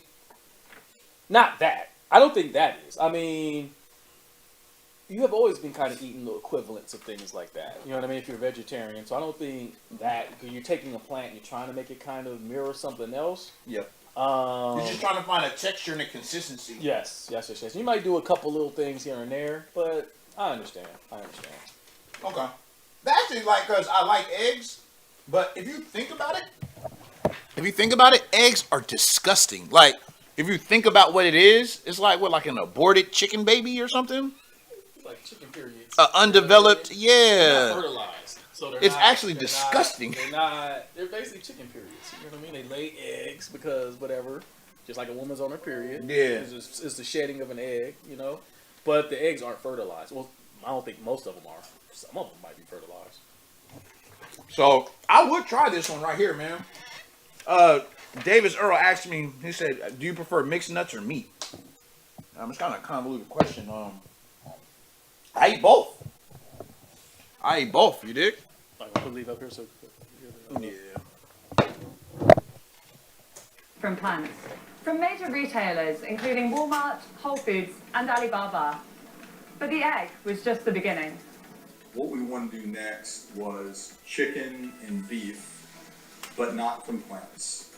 Real chicken, real beef that didn't require killing an animal, that didn't require using a single drop of antibiotics, and that's broadly a process called cellular agriculture. The process of Cellular creating agriculture, protein remember starts that. with a cell.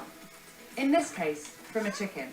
It can be taken either from a live bird through a biopsy, a fresh piece of meat, a cell bank, or the root of a feather. That cell is then fed nutrients, like those found in soy and corn, before being left to mature in a large-scale steel vessel. The process takes around 14 days from start to finish, and the end product is raw minced meat. This is manufacturing chicken at scale without the animal, without the antibiotics, without all the issues. And the end product is not... Yeah. It's just a seasoning. It's not some different form. It is literally chicken. What? Creating the cell-cultured meat products was the easy part. Next came the regulatory approvals, which took 2 years. Towards the end of 2020, Singapore became the first country to approve Eat Just's flagship cultured chicken nuggets for sale nationwide, under the Good Meat brand. The nugget is now available at Restaurant 1880, retailing at around $17 for a set meal. Damn. More restaurants in the city-state are expected to come on board in the coming months. Chef Kaimana, Eat Just's in-house chef, worked with 1880 to create the novel menu. What's that shit called? We Cellular wanted what? to create two dishes that really spoke to the iconic producers, the largest producers of chicken in the world, both the United States and China. How does it compare working with this cell-cultured chicken nugget? It is exactly the same. Really? Yes. Same cook time. You know, you can handle it like you would a normal chicken bite. No magic there. If you don't tell people, they wouldn't even know or care. Singapore is home to Eat Just's Asia Pacific headquarters and its first factory in Asia. We're strongly considering making it the global manufacturing headquarters for Good Meat. While the island, which is slightly smaller than New York City, may seem an unlikely location for a global meat production facility, Eileen Cipriadi, senior research analyst at Euromonitor International, says several factors are at play. Singapore has the 30 by 30 initiative, so the country wants to have 30% of the food to be produced locally. The scrutiny on industrial farming over its unethical practices and effects on the environment. The livestock industry, which supports the livelihoods of at least 1.3 billion people worldwide, has been racing to keep up with the demand for meat. Every year, an estimated 50 billion chickens are slaughtered for food. Meanwhile, the wider agriculture industry is responsible for 10 to 12% of greenhouse gas emissions, a major contributor to climate. All right. You want to say something about that one part, huh? That's how they're going to sell it. They're going to sell lab-grown meat. Actually, I wrote this down. for one, which he slid by earlier, but you couldn't really tell what he said, I don't think, was the lab-grown meat doesn't have the antibiotics in it that the farm-raised chickens have, because the farm-raised chickens, they're in these hormones, these tight quarters, yeah, and these tight situations. And so it originally started that the farmers gave the chickens antibiotics just so when they were sick. But as a byproduct, they noticed that the antibiotics actually make the chickens a little bit bigger.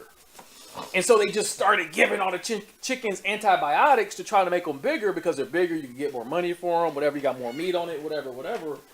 And so a lot of these chickens we eat now are like filled with antibiotics or whatever. Yikes! And so you gotta do, that's one thing he said, like this lab grown chicken, there's no antibiotics in it. You know? Damn. So is that a good thing? Like, you can look at that as a good thing. Like, I mean, it's good and bad with the whole swag, with everything, you know what I mean? There's good and bad with all of this stuff, you know what I mean? Yeah. And that's the reason why, you know, for when we're talking about it, you probably can't hear me that well. All right, so one thing that I wrote down is, did you guys take notes? You guys take notes during the video? There's a quiz afterwards. No. I've always felt like this. I felt that we, as a society, eat too much meat. Yes. Yes. We consume too much meat. Yes. Historically, meat was a side dish. It was a treat. It was, like you said, a side dish. You know what I mean? Something to celebrate the occasion. You know what I mean? So like if you have a meal, the heart of the meal would be the rice and the beans, right? The carbs, right? The protein, right? Or the carbs or whatever. And then a vegetable, and then you have a little bit of meat on the side, right? Yes. And then, but historically, like I'm talking, you know what I mean? Like hundreds of years ago, maybe even thousands of years ago, right, we'll probably eat meat once a week, twice a week. Mm-hmm. Right? Mm-hmm. So, yes. So the thing about, like, see, people be like, oh, vegetarian. Yo, I always say it's not about what you don't eat. It's about what you do eat. You know what I'm saying? So like, you know, you can still, first of all, you can eat meat and be very healthy. You know what I mean? That, you know, but that's beside the point. Now with modern day, first of all, that whole 3 meals a day, that's too much food as well. That's a European sort of concept that we've adopted. 3 square meals, you know what I'm saying? Mm-hmm. And in Islam, in many places, you only eat really 1 meal a day. You know what I mean? I know Nation of Islam would be like that. All right.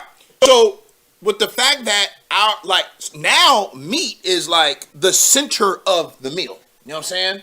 Like now, some people be like, it's not food if there's no meat there. Yes. You know what I mean? Yes. So I remember at one time, like I made somebody a peanut butter. No, I made them a sandwich. It was like hearty wheat bread. You know what I mean? Like Ezekiel, not Ezekiel, but it was some sort of bread that was real hearty, right? Yeah. And then I had the real peanut butter with like the real peanut butter. That's all like, you know what I mean, crunchy and like, you know what I mean? And then I put some honey. I put like real honey on there, and I chopped up some bananas, right? And that shit was like, you know what I'm saying? I served it, and the sister was like, "Where's the food?" I'm like, "You over here serving snacks." I'm like, yo, like you eat this shit, you'll be full as a motherfucker. Okay? This has all the protein you would ever need. You'll be very satiated. But in her mind, there was no meat. So there was no food. Well, sometimes people get used to that heavy feeling that meat gives you. Yeah. You know, and so people be addicted to that heavy feeling. So they don't think they're full because they don't feel heavy. But if you eat that, you'll be heavy for sure. You know what I mean? Right. All right. So with the fact that we eat too much, A, B, we as American society, especially like in the Midwest, you know what I mean? We consume far too much meat that the food industry can provide. Okay, think about it right now. Think about like right now, all the Domino's pizza, all of the every single McDonald's, all the McDonald's that are in the United States of America, all the Burger Kings, all the Krogers, all the wing stops. Right. Like all of these restaurants, like the posh restaurants, right? The Shake Shacks and, you know what I mean, Roof Chris, right? Imagine all of the Chinese food restaurants. Right. All the Italian restaurants, right? All of these places with all of this meat, all of the grocery stores, all of the farmers market. Do you really think there is enough? Like, do you think it's like with the demand of meat for all these places, like? Well, that's why we have what we have now, which are these large factory farms that be cramming in all these animals in these small confined spaces that they're so confined that they're like impacting the environment. Yeah, you know? yeah. Because we don't think about, like, if you have all these animals, you also have the shit that comes from these animals. Yeah. You know what I mean? And like that, it's just so much of it that it damn near pollutes the river. And you know what I mean? I think that, like, so my point is, the meat that we think we're eating, there's no way it can all be meat. It's just no way. So that's why, you know what I mean? That's why, like, when you go to McDonald's or something, you look at, like, you know what I mean, the meat or whatever. I bet you it's probably what, like 60% meat. I wonder if we could find that. Anybody out there can search that? You know what I mean, boss man, or anybody out there, whoever, whatever y'all doing, if y'all could, like, search the percentage of meat in the fast food, because I'm sure there's like a definition. To be sold, it has to have X amount. There is a definition. Yeah. To be able to call something, you only need a certain percentage. Yeah, it doesn't have to be 100%. Yeah, and if somebody could find that, I would love to know. Yeah. You know what I mean? Yeah. So the FDA does give those guidelines. Yeah.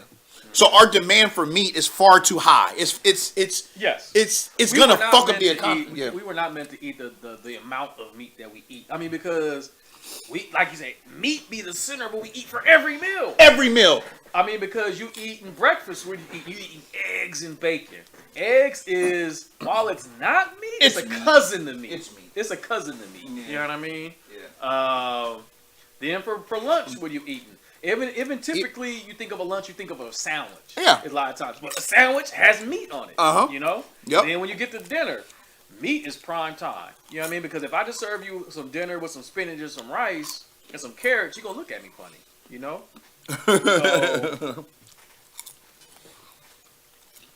So our insatiable appetite of meat is what leads to this. You know what I mean? That's exactly what I was saying. Yeah, because we wouldn't have lab grown meat if everybody ate less meat, you know. But like the demand of meat is so great, and it's put such a strain on the environment because it's not just the animal; it's the resources that go into feeding the animal. Like when you talk about the wheat for the cows and the grass for the cows, like that's a lot of resources to produce it. That's a lot of gallons of water. That's a lot of land that it takes to make that. That's right.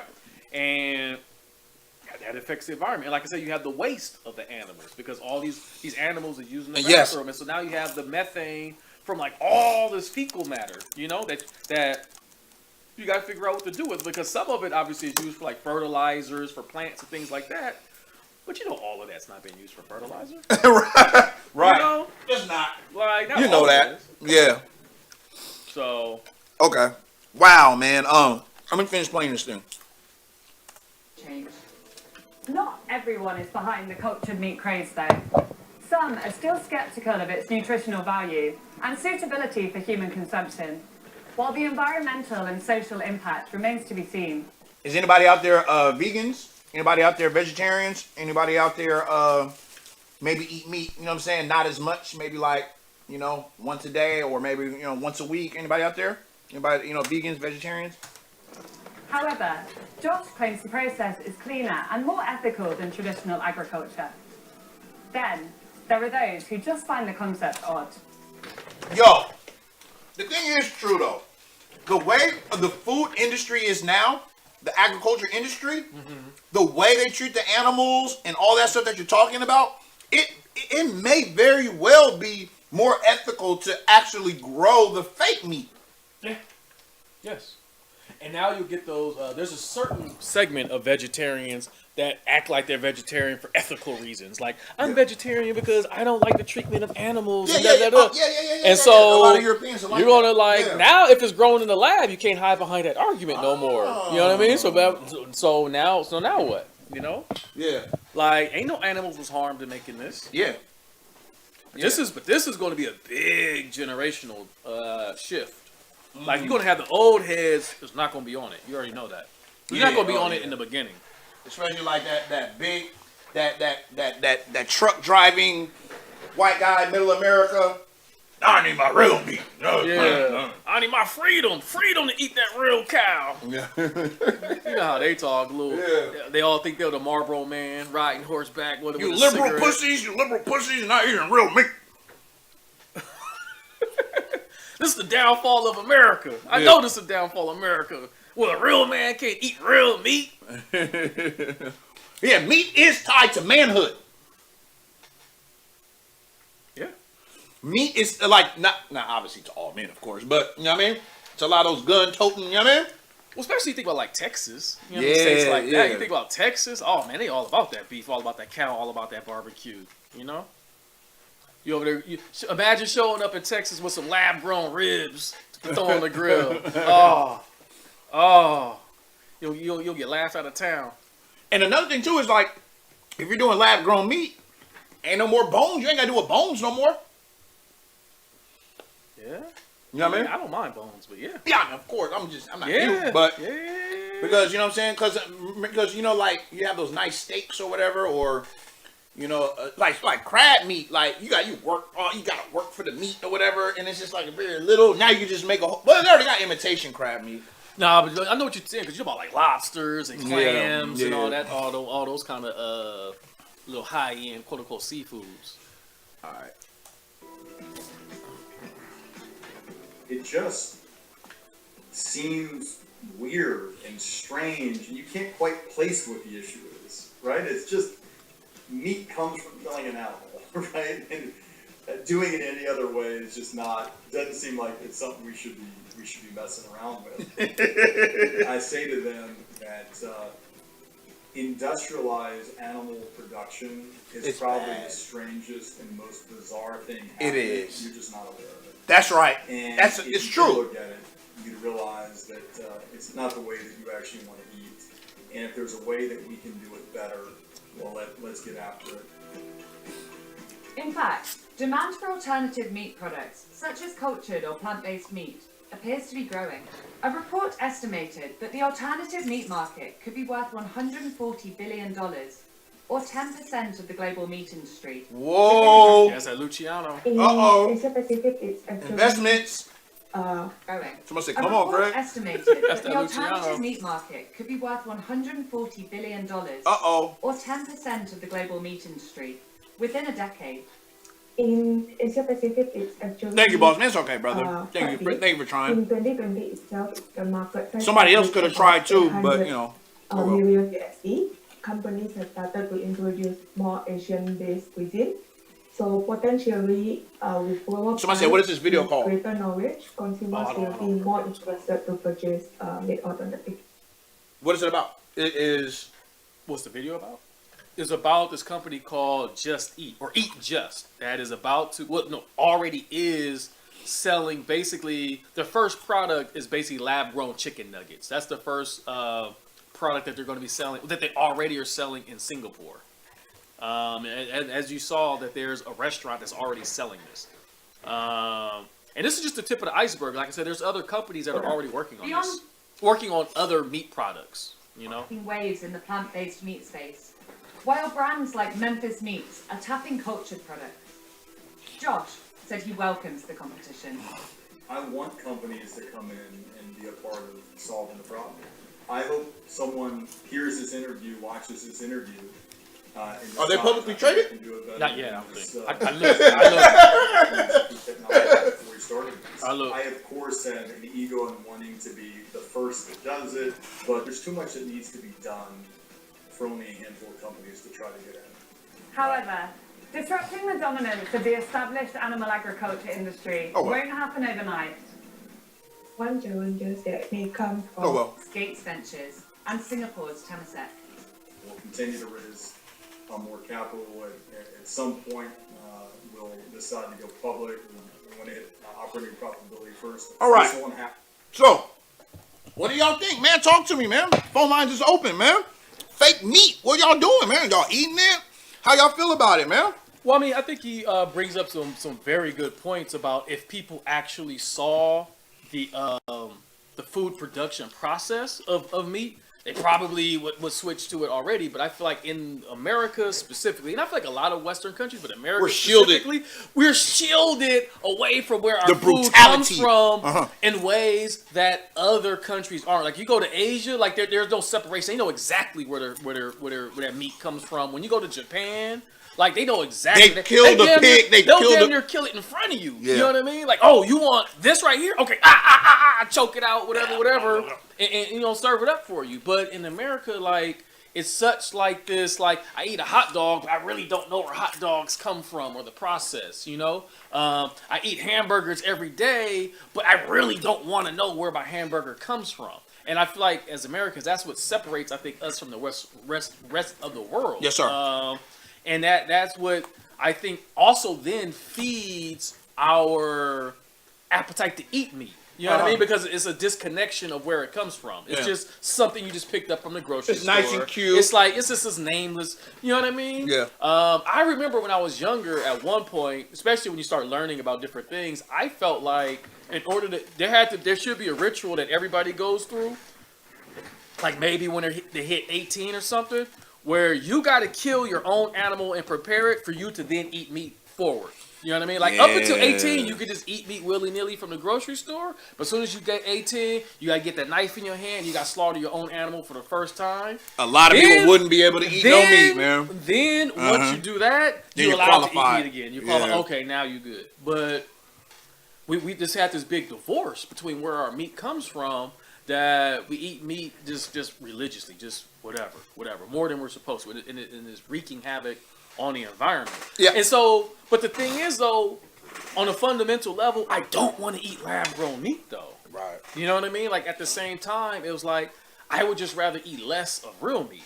You know? But it's easy for me to say that because I don't know a world where lab-grown meat is the norm. Right. And that's why I think it's going to be a generational shift, because you're going to have a generation of kids, they're going to grow up, and lab-grown meat is always going to be on the shelves. Like, that's all they're going to know.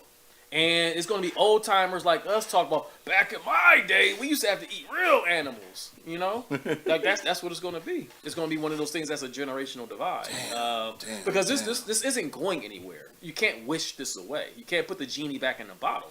Not only is it not going anywhere, it's going to like really blow up. And at what point is lab-grown meat maybe better for you than some of these plant-based meats? And the reason I say that is because these plant-based meats have to put so much salt and so much spices to try to make it taste like meat that lab-grown meat just already tastes like. You know what I mean? Like they don't have to try to imitate their way to taste like meat. It is. They do because it's fake. Well, I'm talking about the taste part of it. The taste part of it. You know what I mean? Yeah. Because right now, like it'd be the same thing. Because a lot of these plant-based burgers, like Impossible Burgers, there's more salt in that than a regular hamburger. You know what I mean? So you're eating more salt. Like, so you get the benefit of maybe not eating meat from a health standpoint. Yeah. But the downside is now you're taking in more salt into your system. I got you know? So lab-grown meat, I'm just saying, is a way that perhaps instead of eating these like they be like hot dogs and bologna have pork, chicken, beef all in one. Yeah, really. They're gonna be able to make some specialty meat you don't even know what it tastes like. You know what I mean? Oh man, this is what some Triceratops meat tastes like. We're gonna grow it in the lab, you know. Damn, man, they're gonna have different meats with different textures and shit. You know what I mean? Damn, man, that's wild, bro. Yeah. So fake steaks. You know what I mean? That's wild, bro. Like, yeah, I think it'll be hard to do the seafood. For some reason, I feel like that would be hard. Yeah, it might be easier. I don't know. Then the question then becomes labeling. How are we gonna label this? Like, is it going to be labeled so people know? Yeah. Oh, yeah, definitely. We got to get into labeling too. Yeah. Like how things, because they have to do it now. Like when things are like genetically modified, GMO stuff. They always do that? Nah. Yeah, I don't think they do. Thank you for calling Circle 7 Media. What's your name and where you from? Hello, this is Angela. This is Clifton's sister. Hey, what's up, sis? How you doing? Fantastic. Doing good. So yeah, I've been writing up a storm on Facebook, and then I remembered that you're doing this whole thing on caffeine. I tried to get on there, but it was a little bit much, and it was doing some strange stuff. So I'm sitting here. Well, I saw you. Saying stuff. What? Oh, you saw me? Yeah, I saw you on Facebook and caffeine. Oh, okay. Well, cool. I tried. Thank you. But go ahead. What's going on? Yeah, I don't know. I already don't trust the USDA. And I had said in my comments, I was talking about this brother from Monsanto, the Vislac. Oh, Monsanto? Uh-huh. Yeah, and how he was like in charge of USDA now. Really? And all of these things was shifting under Biden. They made him in charge of the USDA. Huh. And great meat. Very interesting with this shift in laboratory grown food and, other people buying up land to grow food. So everybody's interested in growing their own that got money, but they're about to start selling us lab-grown meat. And some of these lab-grown meat have animal cells in them so that they can mix the flavor and taste. So they're not actually vegan, Yeah. So, there's a lot of catches with it. The more I see what's happening with food, grow your own is that much more important. And the more I see rich people buying up land, it makes me wonder why. Yeah, well, you talk about like Bill Gates and stuff like that. Yeah. Yeah. Like, what are y'all talking about? Like what? I think recently Bill Gates has been buying up a lot of farmland. But that also has a lot to do with I'm sorry, what were you saying? No, he had asked what we were talking about, and I just said Bill Gates had been buying up a lot of farmland, and now Bill Gates is one of the top owners of all agricultural farmland in the U.S. Damn. Oh, yeah, and he's got all up near the Great Lakes, so I think that they're just trying to take over clean water. They're trying to basically privatize clean water. Yes, I agree. That's what I think is going to be next. Damn. Yeah. Yo, if they're to me like it's already sounding like that. to me the two the two most evil organizations in humanity is A, the Vatican, and B, Monsanto. You know what I'm saying? Like Monsanto is awful, right? They got the Terminator seeds where and the way But they've been saying tag team with our with our Department of Agriculture for years. So all the corn, all of that stuff is GMO. So if you're not growing your own corn, eating corn chips, it's GMO. You can almost bet on it. Yeah. If you think you're doing good in corn on the cob, all that stuff is genetically modified, and they don't have to tell you no more. Well, the actual corn itself is genetically modified. Like that's not a real. It's not a. If I'm not mistaken, it's not a real plant. You know what I mean?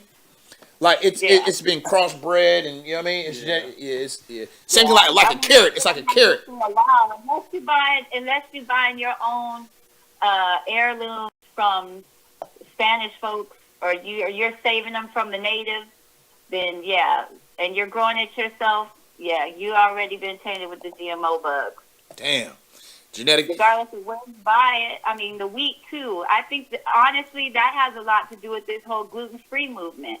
See, they'll come up with other diseases or other things that are happening to make it to offset what is really happening because of the lab grown and the genetically modified. Don't nobody use the correlation to how all of these gluten-free foods have the highest GMO. Oh. Why isn't that we talking about? That's important. Like what's an example of that? Nobody's talking about it. Huh. Nobody's talking about the correlation between the two. Now, if we got rid of genetically modified foods, would people still have gluten intolerance?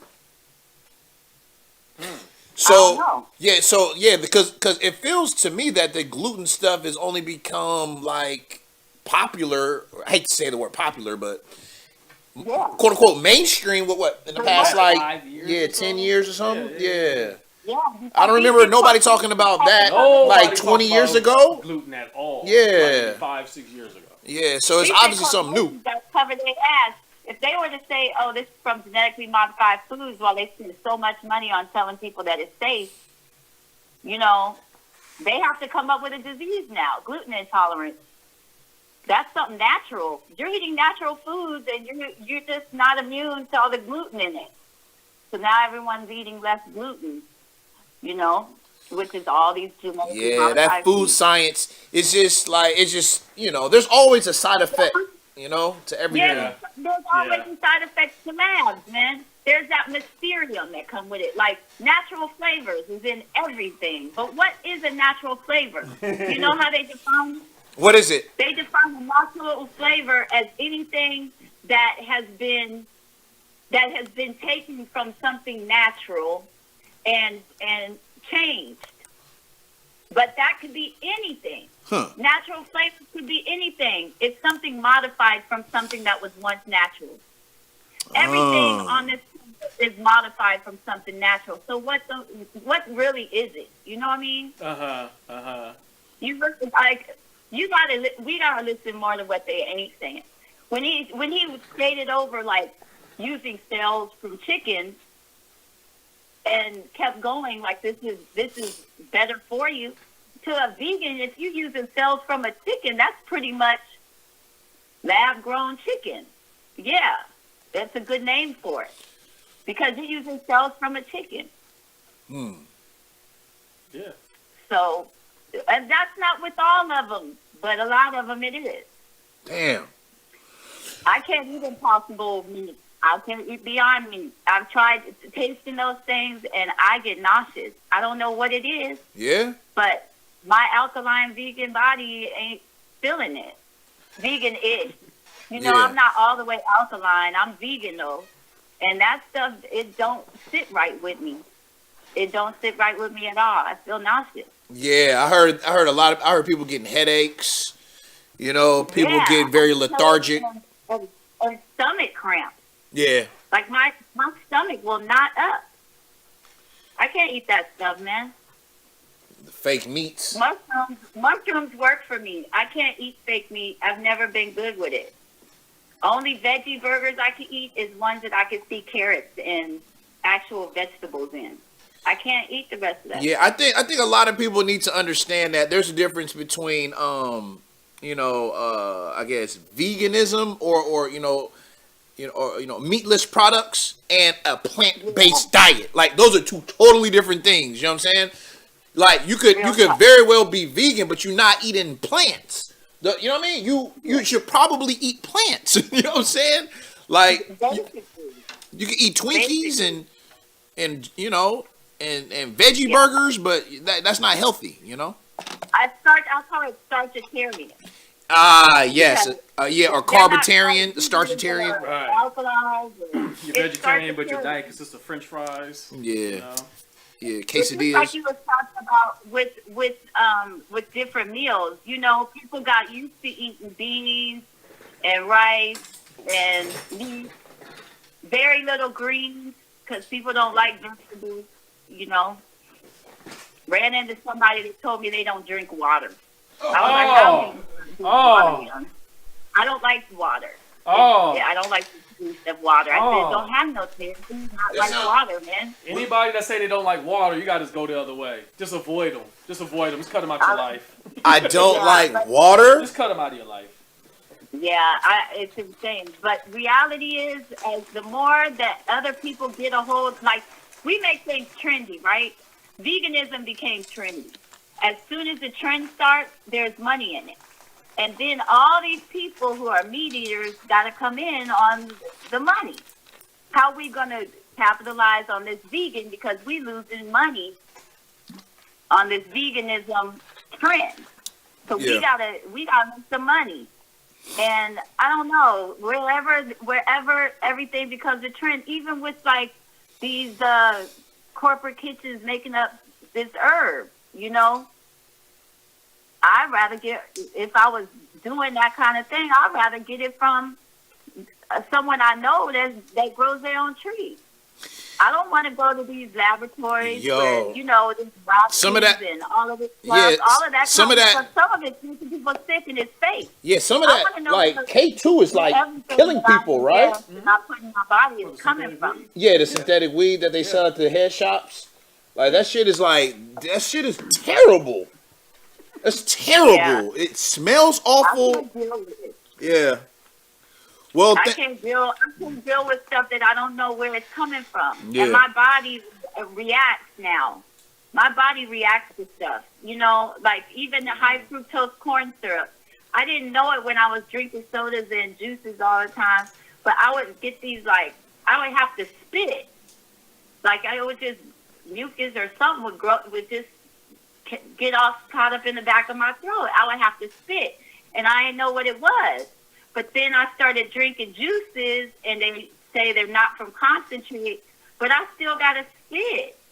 And I'm like, nah, this got high fructose corn syrup in it because I have this weird spit and mucus buildup that only comes from when I'm drinking something with high fructose corn syrup. Then I find out they got 15 different names for stuff that with high fructose corn syrup in it. You know? Yeah. Well. So you never know. They start adding more ingredients, not adding ingredients, shifting people in control of licensing and certifying if something is good for you or not, that really don't care about your well-being. Yo.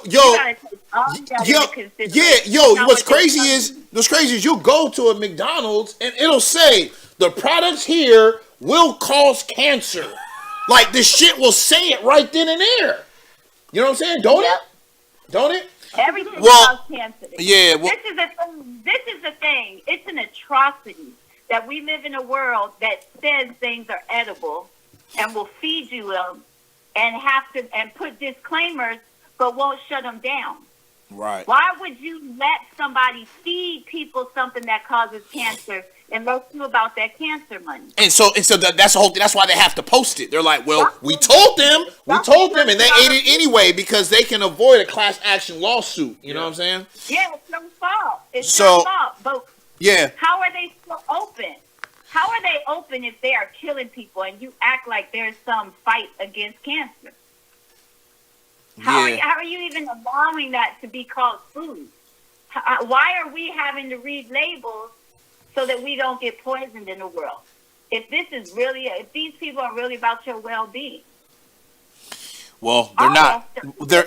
You know, it's evident they're not about our well-being. You know what I'm saying? It's the process, man. It's as simple and as complicated as that. And ain't nobody looking out for you, man. Okay. Well, thank you for calling, sis. Okay. Oh, yeah, I'm sorry. I got caught up a little. No, it's all good. That's good, man. Yeah. Yep. I see cancer all over the place, and it's not something that people need to deal with. Sheesh. We shouldn't be dealing with it. You know, it shouldn't be on this planet. Okay. All right. Appreciate it. Okay. Thank you for calling in. Okay. All right. All right. Peace. Y'all take care. All right. Cool. Yep. Good morning. The article I sent you. Yeah. The BBC. They talks about how it's actually made a little bit. Okay. Going into the actual process a little bit. All right. We'll read one more article. Why does my Facebook look like that? Oh, trash. What up, y'all? This stuff is wild, man. Man-made meat. That's what we're talking about right now. We're talking about this lab-grown meat. We're talking about this company, Eat Just, which got the artificial chicken nuggets already on the market in Singapore, and it will be coming to a grocery store near you probably sooner or later. Yeah, we're just trying to get people's reaction, see how they feel about this. I think a lot of people are going to have a negative reaction to it, but you need to prepare yourself because this is the future, and this will be something you have to navigate and deal with in the future. Artificial meat. UK scientists growing quote-unquote bacon in labs. You know what I mean? Get your bacon cheeseburger with that artificial bacon, please. Scientists are racing to grow meat from pigs, chicken, and cattle from cells alone. British scientists have joined the race to produce meat grown in labs rather than reared on the hoof. Scientists at the University of Bath have grown animal cells on blades of grass in a step towards cultured meat. Let me see. The process of reproducing slaughter-free bacon. The researchers in UK are from. These people have expertise in medicine and engineering. Lab-based meat products are not on sale yet. Just as chicken nuggets grown from cells. It still will be in a few restaurants. That's the company we just heard about referencing. Yeah. Yeah. We ate chicken without harming the bird. Could lab-grown meat be the future of food? Synthetic meat grown in a Dutch lab. Chemical engineer Dr. Maureen Ellis, University of Bath, sees cultured meat as, quote, an alternative protein source to feed the world. Cultured pig cells are being grown in her laboratory, which could one day lead to bacon raised entirely off the hoof. That's a new way of saying off the chain. Oh, man, I'm off the hoof. That's in the future, you would take a biopsy from a pig, isolate the stem cells, grow more cells, then put them in a bioreactor to massively expand them, says postgraduate student Nick Shorten of Aberystwyth University. And the pig's still alive and happy that you get lots of bacon in the end. To replicate the taste and texture of bacon will take years of research. See, that's what I was saying. That like the same way that you know the plants, it takes them a long time to make it taste like meat. The same thing's going to be here. Yeah. All right, steps towards growing lab meat. 2013. So you guys can see. The first lab-grown burger created in the Netherlands needed to turn millions of tiny cells into meat. December 18th, a quote steak grown from cells cost $50, and that was in Israel. At Bath, they're experimenting with something that's entirely natural: grass. They're growing rodent cells, which are cheap and easy to use, on scaffolds of grass as a proof of principle. So this is how to make the meat. Here's a graphic. Can you read it when I go down from it? Number one, you take tissue from a pig, which they're talking about as the stem cells. Well, yeah. Number two, stem cell extracted. So, wow. Okay, so you take it from a pig. Okay. Good. Number three, stem cells grown into muscle fibers in a bioreactor. Damn. So basically, you got to put them in the bioreactors so that they can grow, multiply. They start photocopying themselves or whatever it is they do. Damn. All right. Number four, thousands of fibers are needed to produce a single piece of bacon. Damn. So it starts off with one piece. Got to keep multiplying.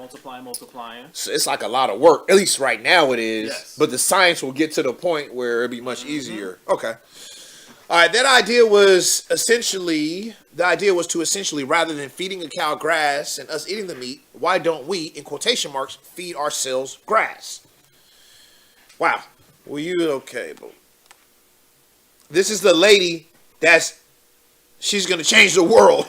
This is the face of meatless meat or lab. What are we calling this? Lab-grown meat. Yeah, man-made meat. For that off the hoof bacon.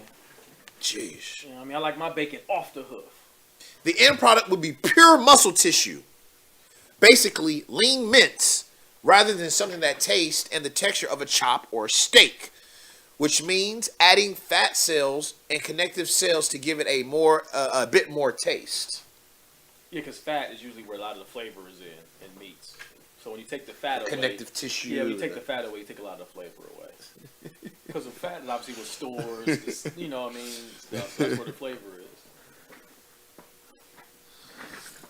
For cultured meat to be available widely in the future, cells will need to be grown on a very large scale in a commercial facility. We're looking to design bioreactors as a bioprocess around bioreactors to grow muscles, so we can supply the muscle cells as culture meats to as many people as we want, as many people that want it.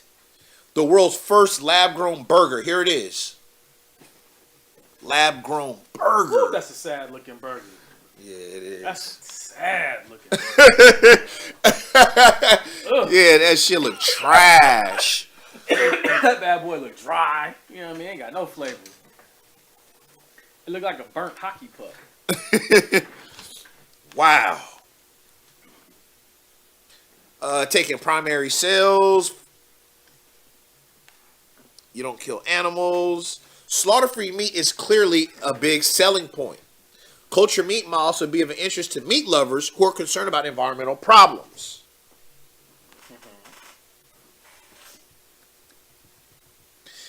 They say cell-based meat has the potential to use as much less land and water, produce less carbon dioxide, spare billions of animals from immense pain and suffering, and to help fight against antimicrobial resistance and food contamination. It's also a massive commercial opportunity, with companies, universities, and governments could seize the opportunity to support and invest in, he argues. Yeah, go ahead, man. Oh, I was just going to say a key point that I think is a good takeaway that they mentioned was the antimicrobial resistance is basically like a lot of diseases are basically like, or germs as you call them, they're like living cells too. And they're trying to survive just like you.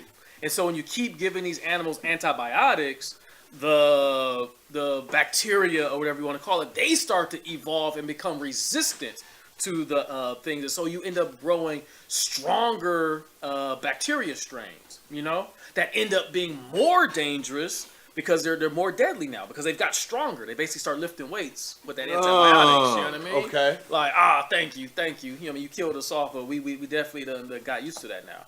So that's kind of what they're talking about, and it's hard to argue against that, you know? It's hard to. Especially because like I was saying earlier, like our food and the animals are pumped with so many antibiotics that it makes the animals grow bigger. Yes. And now you have, like, especially in our women, like they're growing breasts at an earlier age. Right. You That's know? facts. And you're growing breasts at an earlier age, partially. Also, it's like the estrogen and the plastics Hormones, and things like yeah, that, and the hormones. But it's because of the hormones and the antibiotics that's in the meat that they're eating is making them develop faster. They're growing, they're getting womanly bodies at an earlier age. Wow. You know? So, Yep. Lab-grown meat is not expected to be available widely for at least 5 years. It remains to be seen whether people will want to eat it. But you know, I can imagine like prisons and places like that. You know what I mean? Where it's like you ain't got a choice and you can save money or whatever. That's gonna especially be in it. the future when that price drop. Yep. Absolutely right. Yep. Because I can imagine in the future, like far in the future, this lab-grown meat is gonna be cheaper than real meat. Yeah. You know? Because there's gonna be some technology to come out where that shit's gonna be very cheap to make. Yep. And they're gonna have hordes of it. Because right now it's so expensive to make the cells reproduce. You know what I mean? So it's like you talk about, oh man, this hamburger patty gonna cost $25 by itself. You know what I mean? But in the future, that hamburger patty might be cheaper than the real thing. So that's it, man.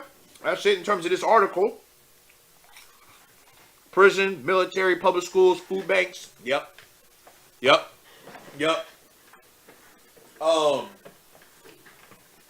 know, like when they come up with like the food to give to like the poor countries and shit. You know, like they give them baby formula and shit like that. Right. Oh, you know they will truck loads of some lab grown meat. Oh man, that's gonna be the first thing off the shelf, man. Oh, here you guys go. Damn, definitely, man. So how you feel about that lab grown meat, man? Like if right now a hamburger was right here, like that little sad ass hamburger they had, and would you eat it? I eat it because like on some curiosity shit. You know what I mean? To taste it, I take a bite. You know what I mean? I wouldn't want that a part of my diet though. That's not something that, you know what I mean? That's not. I don't have no interest in eating that shit. You know what I'm saying? Like I'm trying to cut away like real meat. Like I'm not trying to add more. You know what I mean? Right. You know what I'm saying? Right. So damn. All right, thank you guys for tuning in, man. Hope y'all enjoyed another show. Shout out to everybody on Facebook, on YouTube. Well, let me check YouTube real quick to see if there's any comments. I'll be forgetting that sometimes. And we straight. All right, guys. Hope it was all well. See y'all tomorrow. Be good. Thank you for coming through. All right. Yo, man, stay away from. Watch out, man. Craig is always coming here with some futuristic shit, man. So, you know, man. We thank him for coming, man. Y'all be safe, be good. If you're new here, make sure you subscribe. Melody Extreme. Make sure you follow. You dig? All right, y'all, man. Peace and love, man. Be safe, y'all. Peace. King Haby. Follow your boy. Peace. That's the future, man. Nigga, the future's already here.